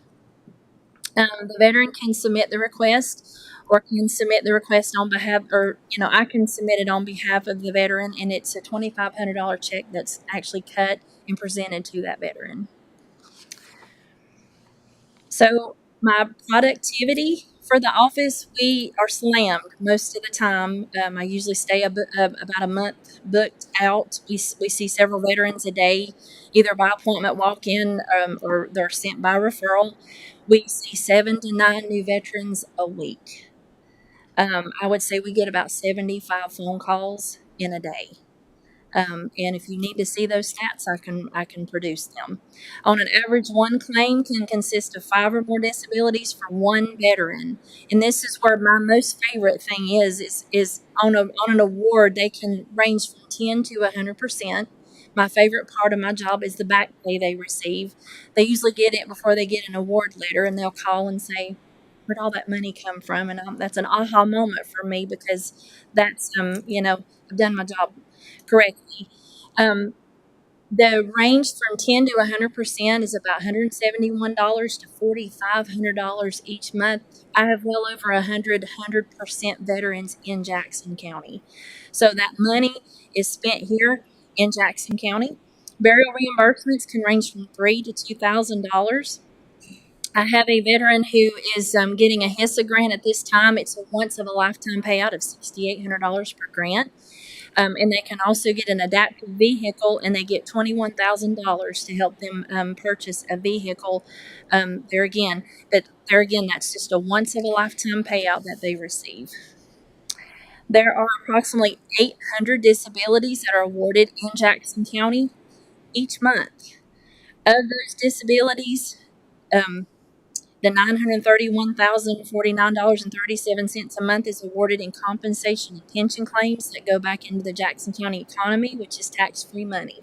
So Department of Defense is taxed, VA money is tax-free, and they do not file it on their income taxes. For the year 2024 to present, my office has produced $13.5 million under my accreditation for all the claims that I have filed, scholarships, pensions, property tax exclusions, you name it. So that's under my department. So this is kind of some resources. So we have the Charles George VA Medical Center in Asheville. The Franklin CBOC is a VA lingo, community-based outpatient clinic. So anything, if a veteran is enrolled in the Franklin CBOC and there's not a service that is provided there, they use the Charles George VA Medical Center. And I will say to anybody, if you need humbling, please make sure you visit the Charles George VA Medical Center or the Franklin CBOC. Because it is definitely a humbling but very rewarding experience to see those guys get their health care. VA home loans. So United Community Bank does VA home loans. They've done them for quite a while. Wells Fargo Bank does, and Homestar Financial, who is run by a veteran. The post 9/11 GI Bill and the Montgomery Bill, we have a Veterans Liaison at Western Carolina University and SCC who do help us with those education benefits and to help them apply. So we do help with homeless. I wish we had a homeless shelter here for veterans, but we send them to the Veterans Restoration Quarters in Asheville. And they do, if they do become homeless, we do have funding through the ABCCM, which is the Asheville Buncombe Community Christian Ministries. And we also had HUD Bash at the VA hospital that does help a veteran. So a lot of veterans want to open their own businesses. And so we use the small business association that is located in Asheville. And so we do, let them contact them about opening their own business. NC Serves, NC for Vets, or other different resources. Like if my office can't provide a different service or a resource, then we reach out to them for additional services. As far as our women veterans, I've been there. I've been to the Women's Veterans Clinic. It is state of the art. The only thing they don't do in Asheville is they don't have a birthing center. But everything else, our women veterans are well taken care of. And I do have the largest amount of military sexual trauma claims in the 7 western counties. So they are seen there and they get their mental health there at the Women's Health Clinic. So some of the milestones since I have been in office, I've been in office since 2011, but my vision for the county was to have its first Veterans Day parade.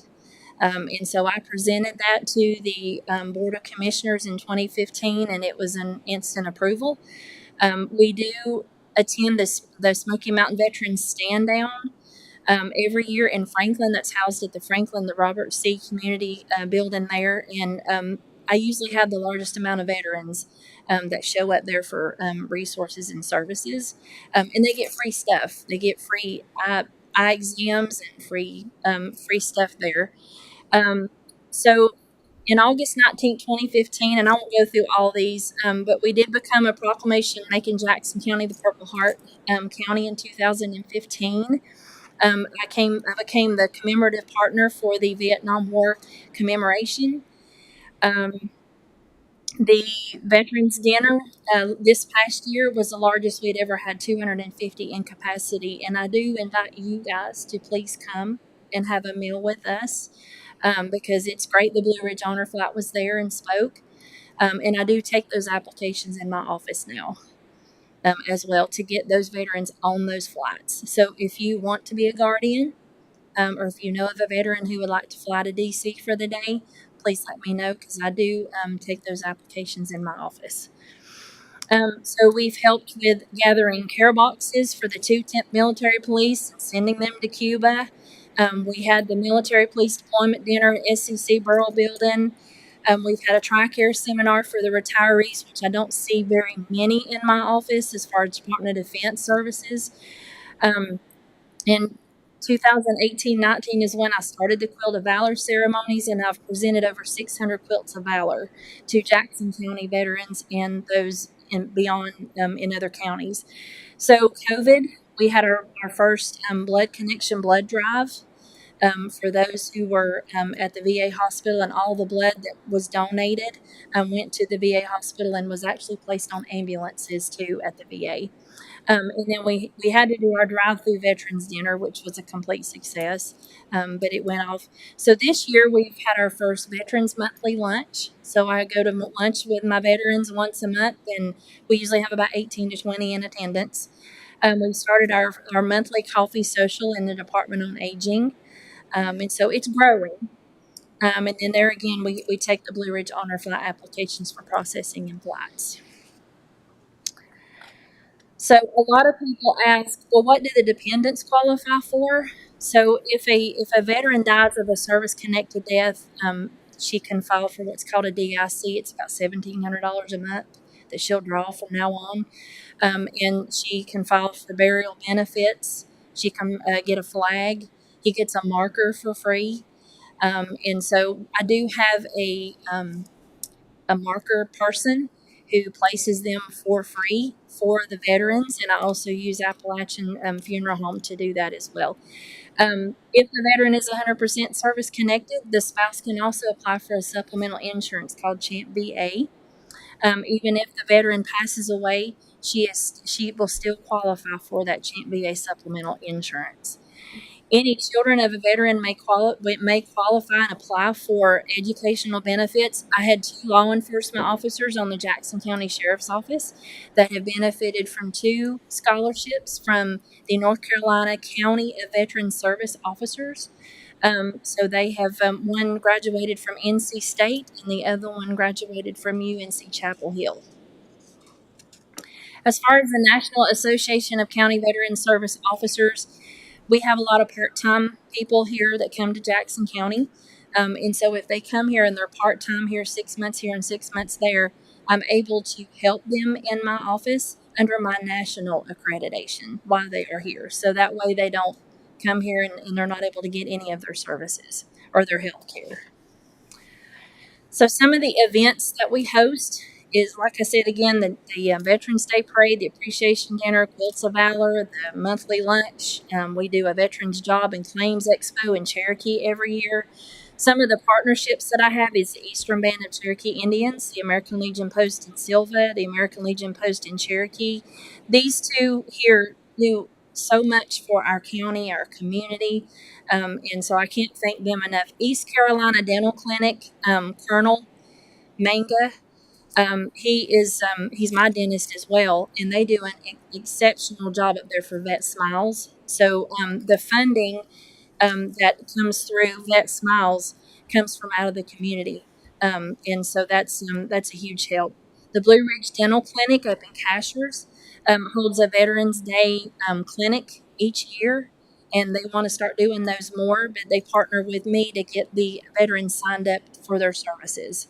So they do extractions and cleanings and things like that. And they refer the veterans on if they need extensive work. So there's 5 VA disability presumptive lists that I file for, and they can apply for is Agent Orange presumptive list for Vietnam veterans, the Gulf War undiagnosed illness presumptive, Camp Lejeune water contamination, Iraq and Afghanistan presumptive, and I was so glad to see that one because Iraq and Afghanistan, a lot of the burn pits were still left after the Gulf War was over, and so a lot of these Iraq and Afghan vets were still being exposed to all of those toxins. And then the PACT Act like to kill us all because it was nonstop. But there were so many illnesses and sicknesses that these veterans obtained, chemical based or whatever while they were in service. The PACT Act is the Sergeant First Class Heath Robinson honoring our promise to address comprehensive Toxic Act of 2022, which extends additional presumptive illnesses to Agent Orange, Gulf War, Iraq, and Afghan vets. And that Iraq and Afghan list will fall under the presumptives of the Gulf War veterans. So that's something that I'm very, very proud of, and I'm so glad the VA approved all of those other extensive disabilities. as far as VA healthcare through the community, so my dad is a veteran. I have a personal interest in this myself. So my dad had a stroke 2 years ago in January, and he was sent to Harris Regional Hospital.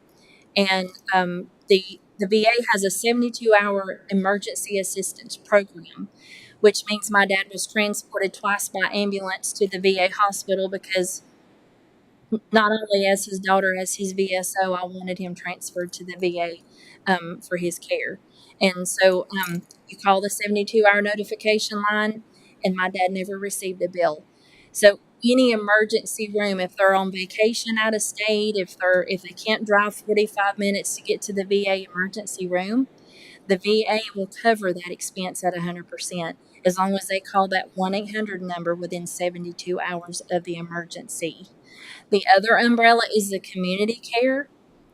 So the community care is if they are having to wait more than 40 days, 30 days, 40 days in a like a specialty care at the VA hospital and they can't be seen, the VA doctor can write an authorization for that veteran to use a community facility.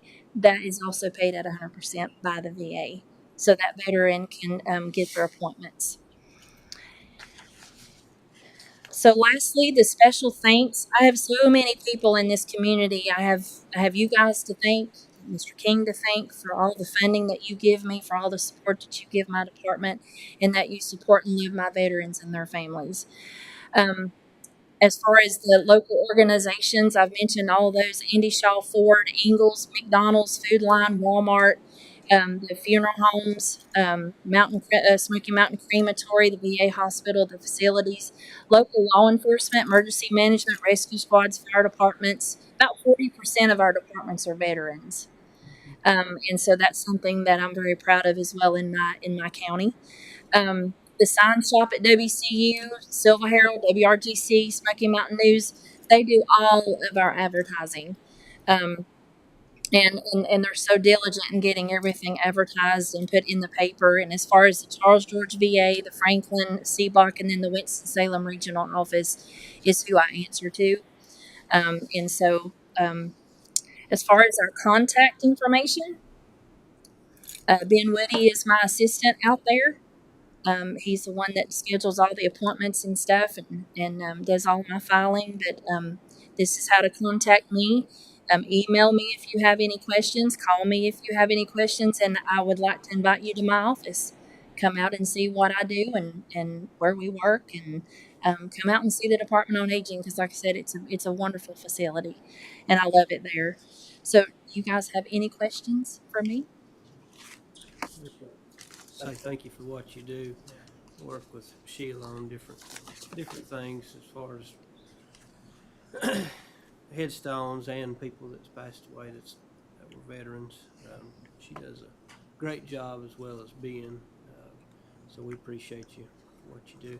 And I also want to thank you for all the events that you do. The parade, I hated to see that didn't happen this year in Silva. Well, I do have a meeting with the town board in Dillsboro. I did bridge that gap with the town of Silva, because it was kind of a up in the air there for a little bit, but I did bridge that gap. We had our first concert at Bridge Park for our veterans at Bridge Park. And it kind of got a little muffled that day, but I was able to bridge that gap with the town of Silva and have a very respectful relationship with the town of Silva now. So I do intend on meeting with them after I meet with the town of Dillsboro to have the parade there next year, and then to have the concert at Bridge Park. So parade will be in Dillsboro. It will be. Yep. Not through Silva? No, ma'am. And Dillsboro is very open, and they'd like to see that. No, I mean, that's good, but they ought to go through Silva too. Yeah. I understand. And one last thing, if you know of any United States Navy veterans, this is something that's been brand new, but they do what's called a burial deployment. So if you have a Navy veteran who wants to be buried at sea, that is also something that I currently now apply for. And so you guys at Appalachian Funeral Home would cremate him and give half of the ashes to the family, and you ship half of the ashes to the U.S. Navy. And they put this veteran on a ship, and they take him on his last deployment, and then they bury him at sea, and they send them the family a really beautiful certificate stating that he was buried at sea. It may not be particularly on the ship he served, but he was with other Navy veterans when he And the coordinates and everything, right? Yeah. And is that only with cremation, or is that? only cremation. Yes, yes, but. There again, thank you all for your support to my department, and I thank you for your just unending support. And I just thank you for what you do. Thank you. Thank you very much.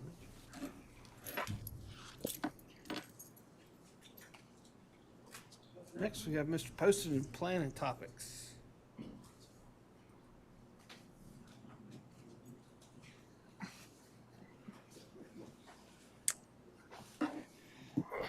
Good evening.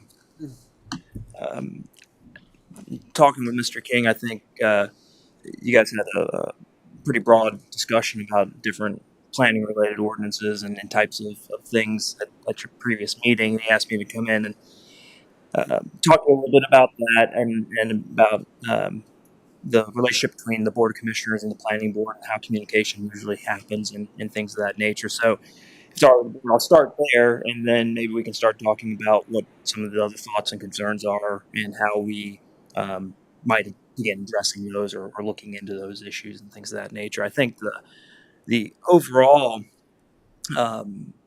way that the communication typically works is, the Board of Commissioners appoints the Planning Board. The previous boards have created the Planning Board in accordance with state statute. So there's a couple ways that this typically happens. It doesn't necessarily have to be as formal as a letter or a memo. It could be.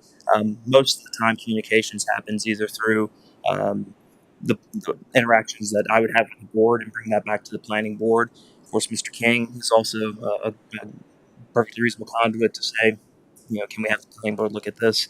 We have in the past, and we can revive this pre-COVID. Quarterly, we asked the planning board chair just to come talk with the Board of Commissioners, like at a work session, and just to have a 5 or 10 minute segment where they can talk about what the planning board's been doing. And there could be some communication like that. During COVID, obviously, a lot of our processes changed, and that just kind of petered out. But that's certainly something, again, that we can reinstitute on a quarterly or bi-yearly basis, whatever makes the most sense. But there's multiple ways, I think, that as the Board of Commissioners, you can communicate, hey, here's some issues that we're seeing as the board that we would like the planning board to start looking at. Most commonly, it comes through the manager or as through staff because we're the easiest to catch, and you know where to find us. So, but it can be more formal if you'd like. In the past, it's been usually directed through staff. That's how the board is typically. Previous boards have communicated to the planning board, and then pre-COVID, we had those opportunities to have some more direct connections. So that's kind of the bigger picture of how that works, and there's multiple ways we can do that. I think it's just wherever the comfort level of this board is and how you'd like us to convey back and forth. And then typically we'll start to work on those types of discussions and topics, and we'll come back to the board with those discussion points and how the planning board has made a recommendation or how to proceed.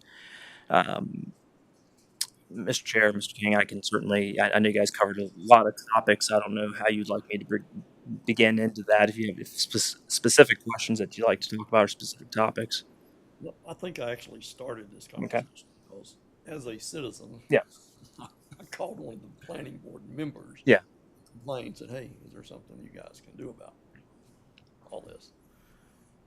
And they told me, well, since you're on the Board of Commissioners, why don't you saying, hey, we want you to look into this. Fair enough. So I think that with buildings, the state statute kind of breaks them down between to some extent residential and non-residential buildings. There are some pathways. The most common pathway that we deal with that there is through building code. through Tony Elder's office. This really isn't building. Okay. Like junky stuff. Yeah. Okay. So Everywhere. sure. So in that case, the county certainly has a solid waste ordinance that deals probably more with household trash and things of that nature, not so much the bigger things. Where Jackson County is partially zoned, and we do have some development ordinances that kind of fill in some of those gaps of partially zoned county. So what that does, so things like open storage is what we would consider some of those things to be, even though are they junk? Are they? I think that gets into how you define it. Historically, with our junkyard ordinance, we've defined it as a commercial junkyard, a commercial junkyard operation. So we have regulations for salvage yards and commercial junkyards that are operating and selling and doing business as such. Historically, we've not regulated, for lack of a better term, junky yards, which is how we tend to differentiate the two, or what people perceive to be junky yards, which could also just be outside storage to some extent. That's certainly something we can look into and explore. Are there other ways to address that? It wasn't a residential type. Yeah. Business type, and I get calls all the time. Yeah. If you drive up and down Skyland, you see it. Yeah. Yeah.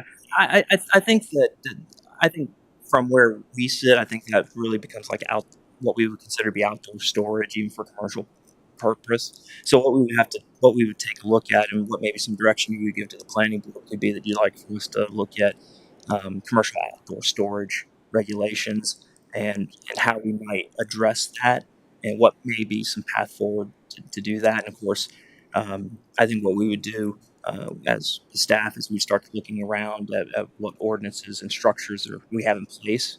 I don't believe anything we have in place today would cover that as far as from a land use development. Right. So, what are our options and things of that nature? We can certainly start looking into that. Could commercial outdoor storage fall under industrial, where there's a screening and setback? And Yeah, I mean, certainly, I think you could look at outdoor storage as we would try to fit it into an existing structure. I think if we found a pathway, we wouldn't want to necessarily create a whole new set of standards. But I mean, we have a UBO now, which is for the newer board members back before 2019. We had all these standalone ordinances. We had 22 of them, and the Unified Development Ordinance isn't anything magical. All it does is put it into the same book, basically, for lack of a better term. And so all of our land development code is contained within one chapter of the overall county code of ordinances. So we would look at how we would amend that or add to that through what's possible. And I think we'd just have part of that would be going through relevant state rules and regulations, because we are required to be in compliance with their regulations. So that's just what we would end up start doing. The other thing we were talking about was abandoned structures. Mm-hmm. You see them from time to time, and just trying to make it safer for the area Mm-hmm. around those abandoned structures, and how we can limit time from when they become abandoned to when we can have them torn down or removed or whatever. So I think that there's a couple of tools that we can look at through state statute. Some of them start with the building code. There are some provisions in forgive me, I'll use term 160D is what we call our enabling statutes. It gives counties the authority to institute land development controls and what the limits on that are, right?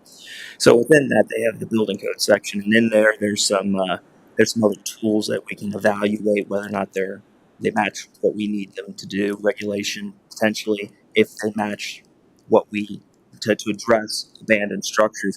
Currently, the building code does allow for the inspector to make sure that unsafe structures are condemned, but then there's additional processes for to go all the way through to where you might see either the owner fix up, repair and make safe, or how we demolish those buildings or have those demoed out. There's some ways to make that type of regulation applicable to residential. there's a lot of, there's some nitty gritty that are in the details of which is what the direction I think you would, if you're interested in that, would give to the planning board to kind of start having staff and planning board look into those details. I really want to get into the residential side. Okay. Have, historical homes on the property. Sure. Built or Yeah. Real, if we don't want to make them tear it down Right. if it's off the road and it's nobody's, And so I think those are options. I think the only other part that really addresses buildings are what would be mainly residential, which is Article 12 of 160D is all about what we call minimum housing code, and that does squarely fall into residential, but it's an ordinance that and regulations that the county can consider in addressing residential development and not just structural integrity entirely, but that's where you can also look into, making sure they have a heating source, making sure they have provisions for potable water, making sure. So it can be, I think there's some steps that we can evaluate and determine whether or not they meet the needs that we, as Jackson County, need to approach. But I think that's if you're interested in us exploring that may be some direction you would give. Mainly commercial. Okay. As far as I'm concerned, I don't know about anybody else. What about if a structure is burnt, like a house or something? Is there something in place for that where? I think from there, I'd probably. That gets to where it's dangerous, a kid or somebody enters the home or. It would be something I would confer with Tony about where his authority gets to. I think condemnation, is within his authority. I think it's if the property owner doesn't choose to remedy, either fix it or finish the demo on it, where does that what avenues and paths are available to the county? A lot of times that ends up requiring considerations of the court, and so you're balancing all these things along with that property owner still has property rights and there's takings clause. But there's provisions for how you go about doing it. I think we can, if that's an interest of the board, as part of what the staff would do with the planning board, to start just to dig a little bit deeper into these different programs that are maybe available, and come back with at least a report back to the board of here's what we found, and have a conversation about are anything appropriate. Like I said, personally, I'll be much more on the commercial side. Yeah. A lot of people in the county, they feel they're overregulated on the residential side. Sure. Sure. Even through some of Tiffany's work, we found that there's a lot that can be rehabbed. So you hate to say let's condemn a structure if it's 60% there. Maybe it's cheaper than building from 100%. The reason I bring up structures of burned people, their homes or parents' homes or families' homes have burned or structure have burnt, but they just turn around and leave it. Yeah. And now it's just sitting there. Say the kids, the neighbors' kids or whatever, run over there and go inside and fall through the floor. Right. That's where it gets dangerous. That's the only part that I would look at when it comes to residential. I don't like telling people what they can and can't do on their own property. Sure. Yeah. I think probably a couple things. One, I think they're with burned out structures and things of that nature that are structural issues. I think probably I can't speak for Tony. Again, that's not my area of expertise, but that sounds like probably halfway through what the state already has in the building code about unsafe or unsound structures. And again, I think it's not that he goes out and condemns it and then the next day the bulldozers come and bulldoze. There's a process behind that. So I think it's just better understanding that process. I think with other non-residential buildings that are out there that may be in disrepair of some sort. I know this one's been condemned by Tony twice. Yeah. It's still standing and it's very dangerous. Yeah, and that may be just figuring out how to get that through the rest of the legal processes that it goes through. Previous discussions I've had, it's the county can take it down, but they're going to bill the owner. Yeah. And the owner can't afford to pay. So is the county going to eat it, or? I think usually, and I'll try not to practice law here on video, but I think, well, if John's on here, then he can maybe, I think that maybe get into where counties can place liens, on properties and things of that nature. So I think there's some avenues through that realm, but those are all good questions and policy questions for the board to consider as you think about these different things. If it goes down to these ends, and I would tell you that when we think about regulating unsafe buildings, or we talk about further, enhancing how we approach even non-residential, I would always present this to you, and this is probably going to happen. This is where this ends. Instead of saying, well, maybe we'll get them to fix it all up. Because I think what you have to always keep in mind is what may come, which is usually a legal solution. Right. And this particular property is an old gas station. Nobody's been able to say, hey, that's where the old underground storage tank is. So that could, if we take it down, that could get into a lot of environmental stuff and right, leakage, and so Yeah, that could be very expensive. yeah, and I understand that, but how do we weigh, is that unsafe, or we want to disturb the oil tank? Yeah, and I think we can provide you with more information, but I think that's really the question in all these programs and all these options that we have is really there's an enforcement side to this, right? So it's not just, hey, we've got this rule that says that we'd like you to fix your building up, or maybe we need you to take it down, or it needs to be taken down for whatever reason, the legal reason that we have to do that. But then there's also the enforcement of that and getting that done, which usually takes working between county staff, hopefully the property owner, in doing that, and occasionally that would lead to board's consideration. In some cases, some of these things require board approval to move forward with demolition, and then through court systems and things like that. So there's not really I've not found in my research a program that really is as clean cut as we've identified the issue. Here's what we're going to do, and here's the quickest pathway towards remedying that without going through the proper legal steps, which is hearings and cases, and potentially some cases even going through the court systems to obtain a judicial order to accommodate some of those remedies. So I know we probably have something in place for dumping trash. Yeah, we do. Yeah, that's the solid waste ordinance would be like your household trash. Yeah. Who enforces that? My understanding is it's through Chad Parker's office. Yeah. Okay. So, and when he enforces that, is there fees to the property owner? Is that if they don't get it cleaned up? Yes, and that goes through the state office of Diener. Once they've established there's a legal dump site on a piece of property, they will turn that over to the state office, and then that fee stuff is gone through them. We don't necessarily have one at the local level. Yeah.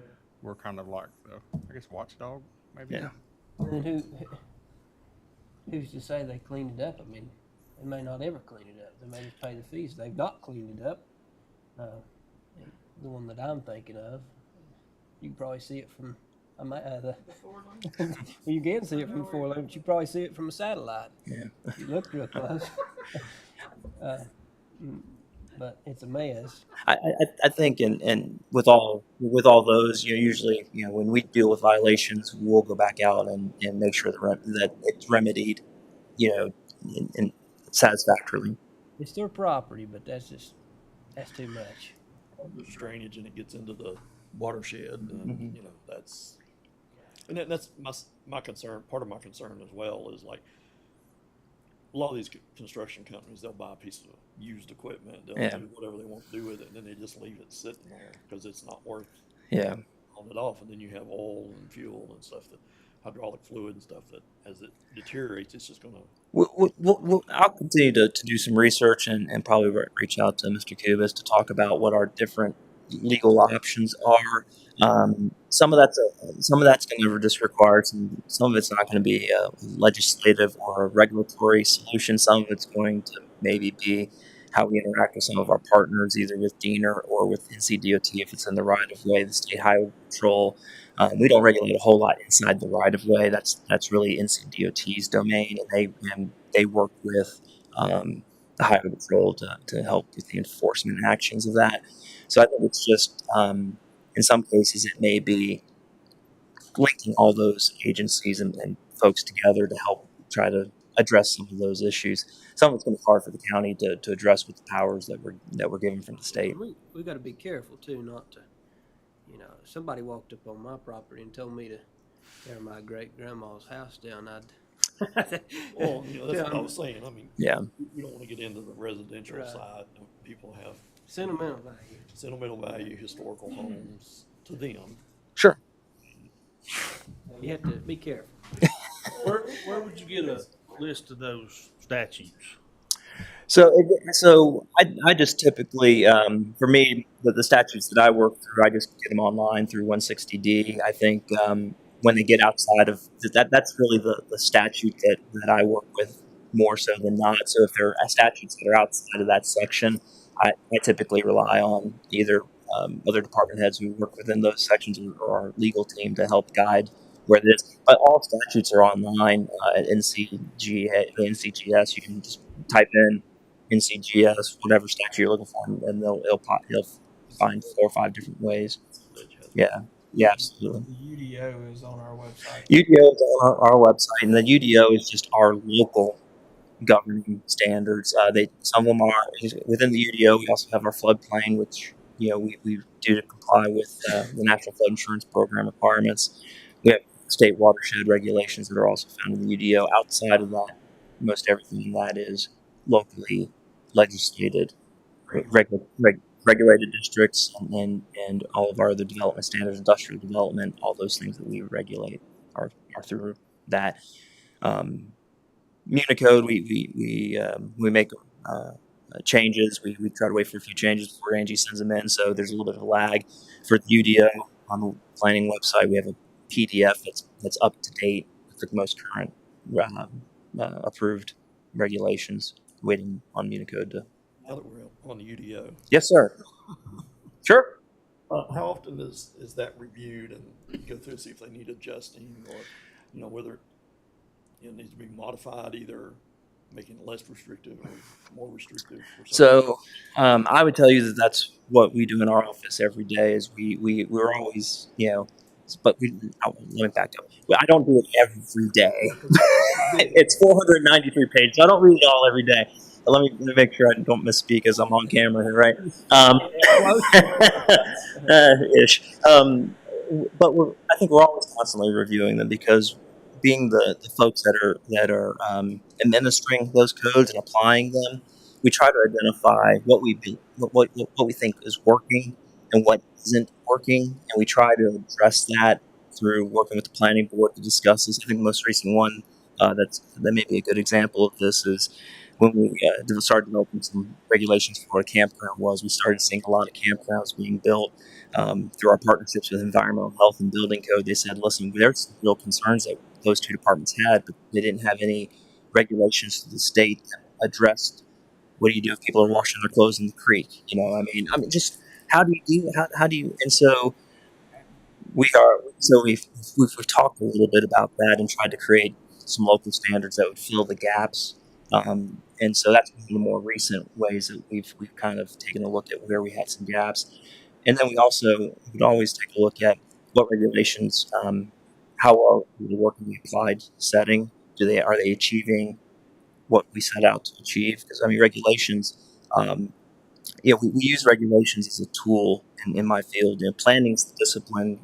Zoning is a tool that we use to help achieve whatever goal it is that the commissioners say we want to go to. So we're always evaluating whether or not those things are successful. I think the only thing that I would tell you as a blanket statement, which is also always changing, is we can only we can only operate within the bounds that the state gives us to operate as communities. And so as we do that, it's one of the things that we have to keep in mind. Are we consistent with state and federal law? Because, counties aren't able to be inconsistent with our rulemaking authority.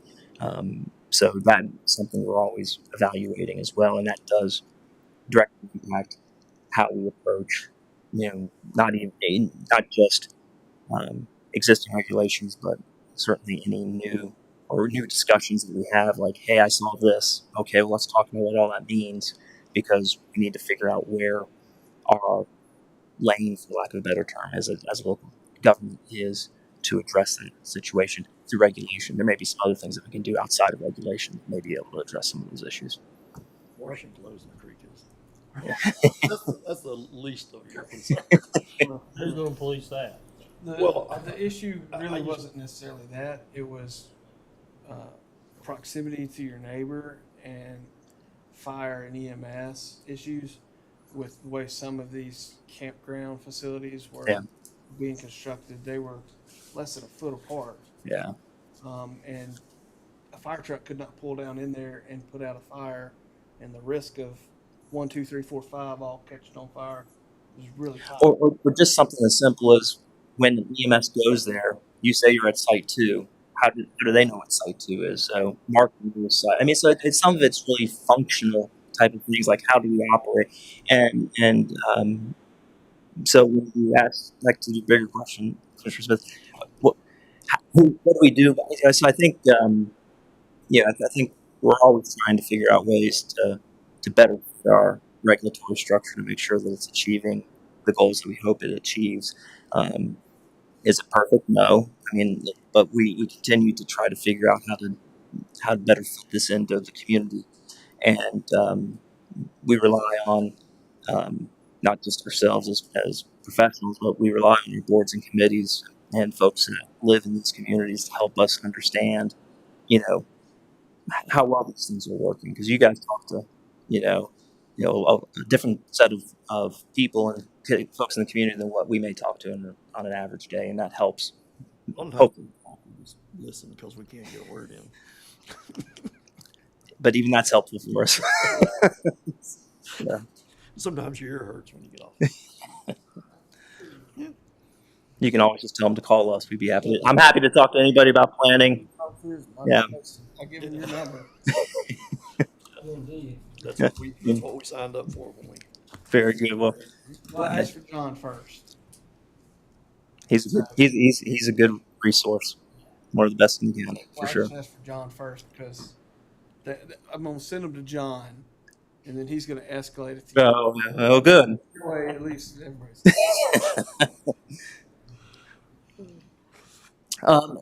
So from what I hear, and if it's the desire of the board, is we have a meeting on Monday with the planning board. I can certainly update them on some of the concerns, and we'll start trying to map out what we can do to help, evaluate what options are available to the county. We'll get back to you guys if that's Be awesome.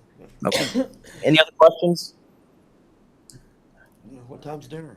Well, dinner. I was ready to stay through breakfast. So expensive, I'd say let's do it. You probably got another 15 minutes to make it normal. I'll be abnormal today. Thank you guys very much. Appreciate your time tonight. All right. Moving on now to the Arthur Wade Bridge resolution. Mr. King. Peace, alone. Thanks, guys. All right, see you, Eric.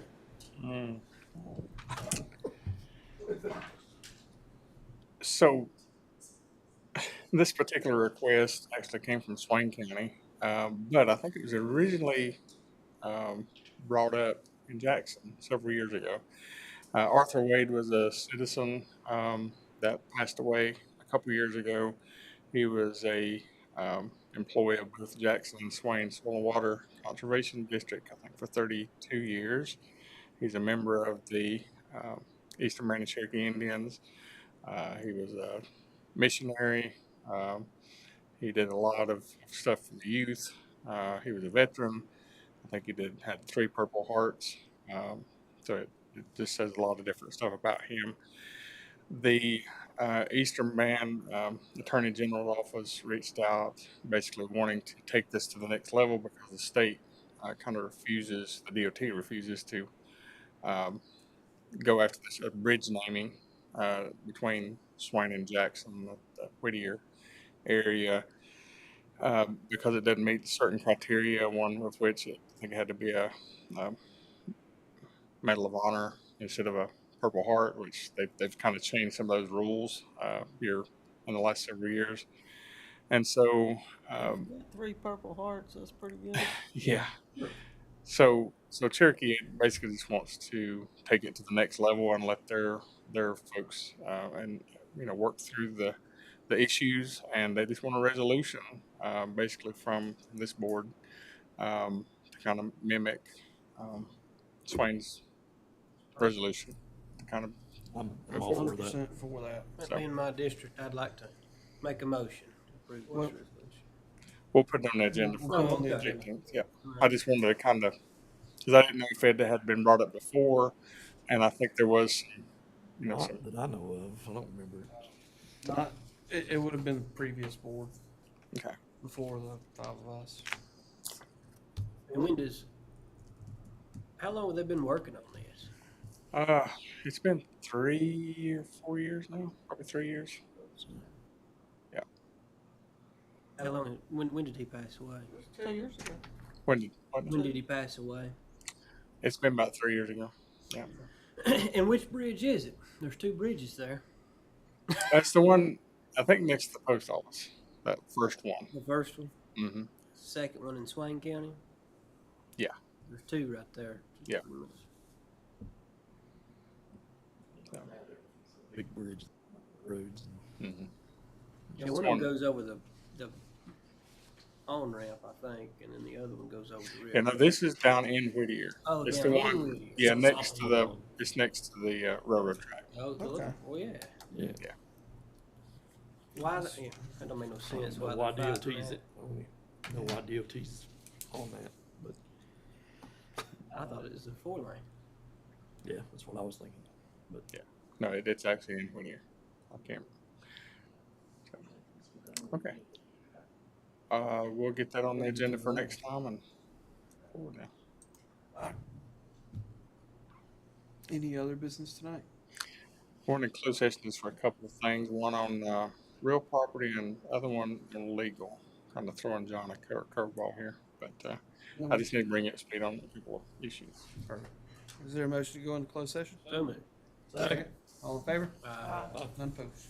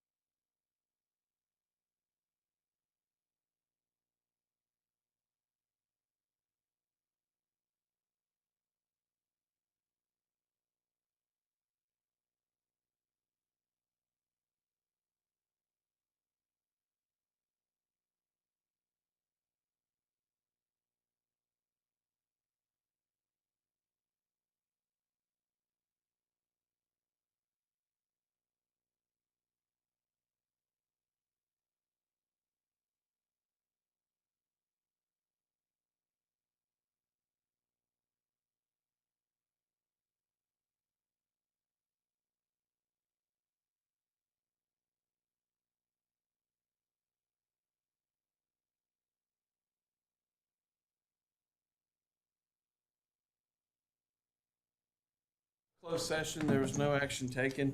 With no further business this evening, I'll seek Immersion? No. a motion for adjournment. So moved. And a second? Second. All in favor? None opposed. We are adjourned. Tired. I'm tired.